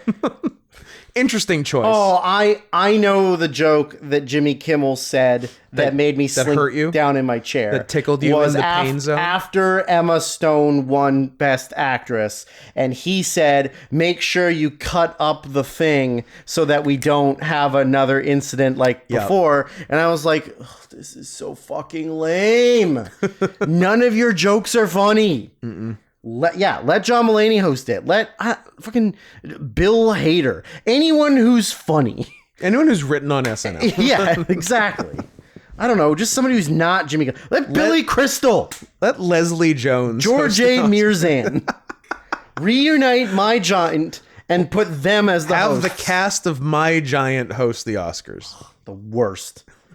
Anyways, so Pacino statement. Oh yeah, he had just funny that he had to put out a statement that that was how they told me to read it. No, and I don't. I was told not to say any of the nominees, and I was allowed to put my little flavor on it. Well, you put fine. Don't read the nominees. They've already been said. That's fine. I'd prefer they were read, but whatever. That's not on you. The way you did it is on you, though. Yes. Which led me to text you in all caps. Why do they keep letting old people read Best Picture? Yep. Which then I read in real time and made the YMS Clips channel. Yep. But they treat Best Picture like it's this very traditional because almost every year it's like a very legendary person. Yeah. But you should just have whoever the most famous person in the world is at that time in movies should do Best Picture. John Cena. I mean, it could do John Cena. Could do Bad Bunny. Go be Bad Bunny. But I don't know who's the number one star in the world. Zac Efron. I mean, Margot Robbie, probably. Jesus. Margot Wahlberg. Yeah. Margot, fuck yourself. Margot, fuck yourself. Nice. I like it. Anyways, we did under 3 hours. Look at us. Went in on that? Congratulations. March Madness, everybody. Tune in. Listen to next week's episode. March Madness, the sexiest episode of the year. Fully erect episode. PayPal.me/SharonSoftPaws. PayPal.me/Not Scott Henson. You follow us on social medias at those handles. And feel free to financially support our addictions. Our lifestyles. Thank you. Even though you might not approve. I love you, except for I don't love most of you, but I love some of you. Bye. Name them. Who I love or don't love?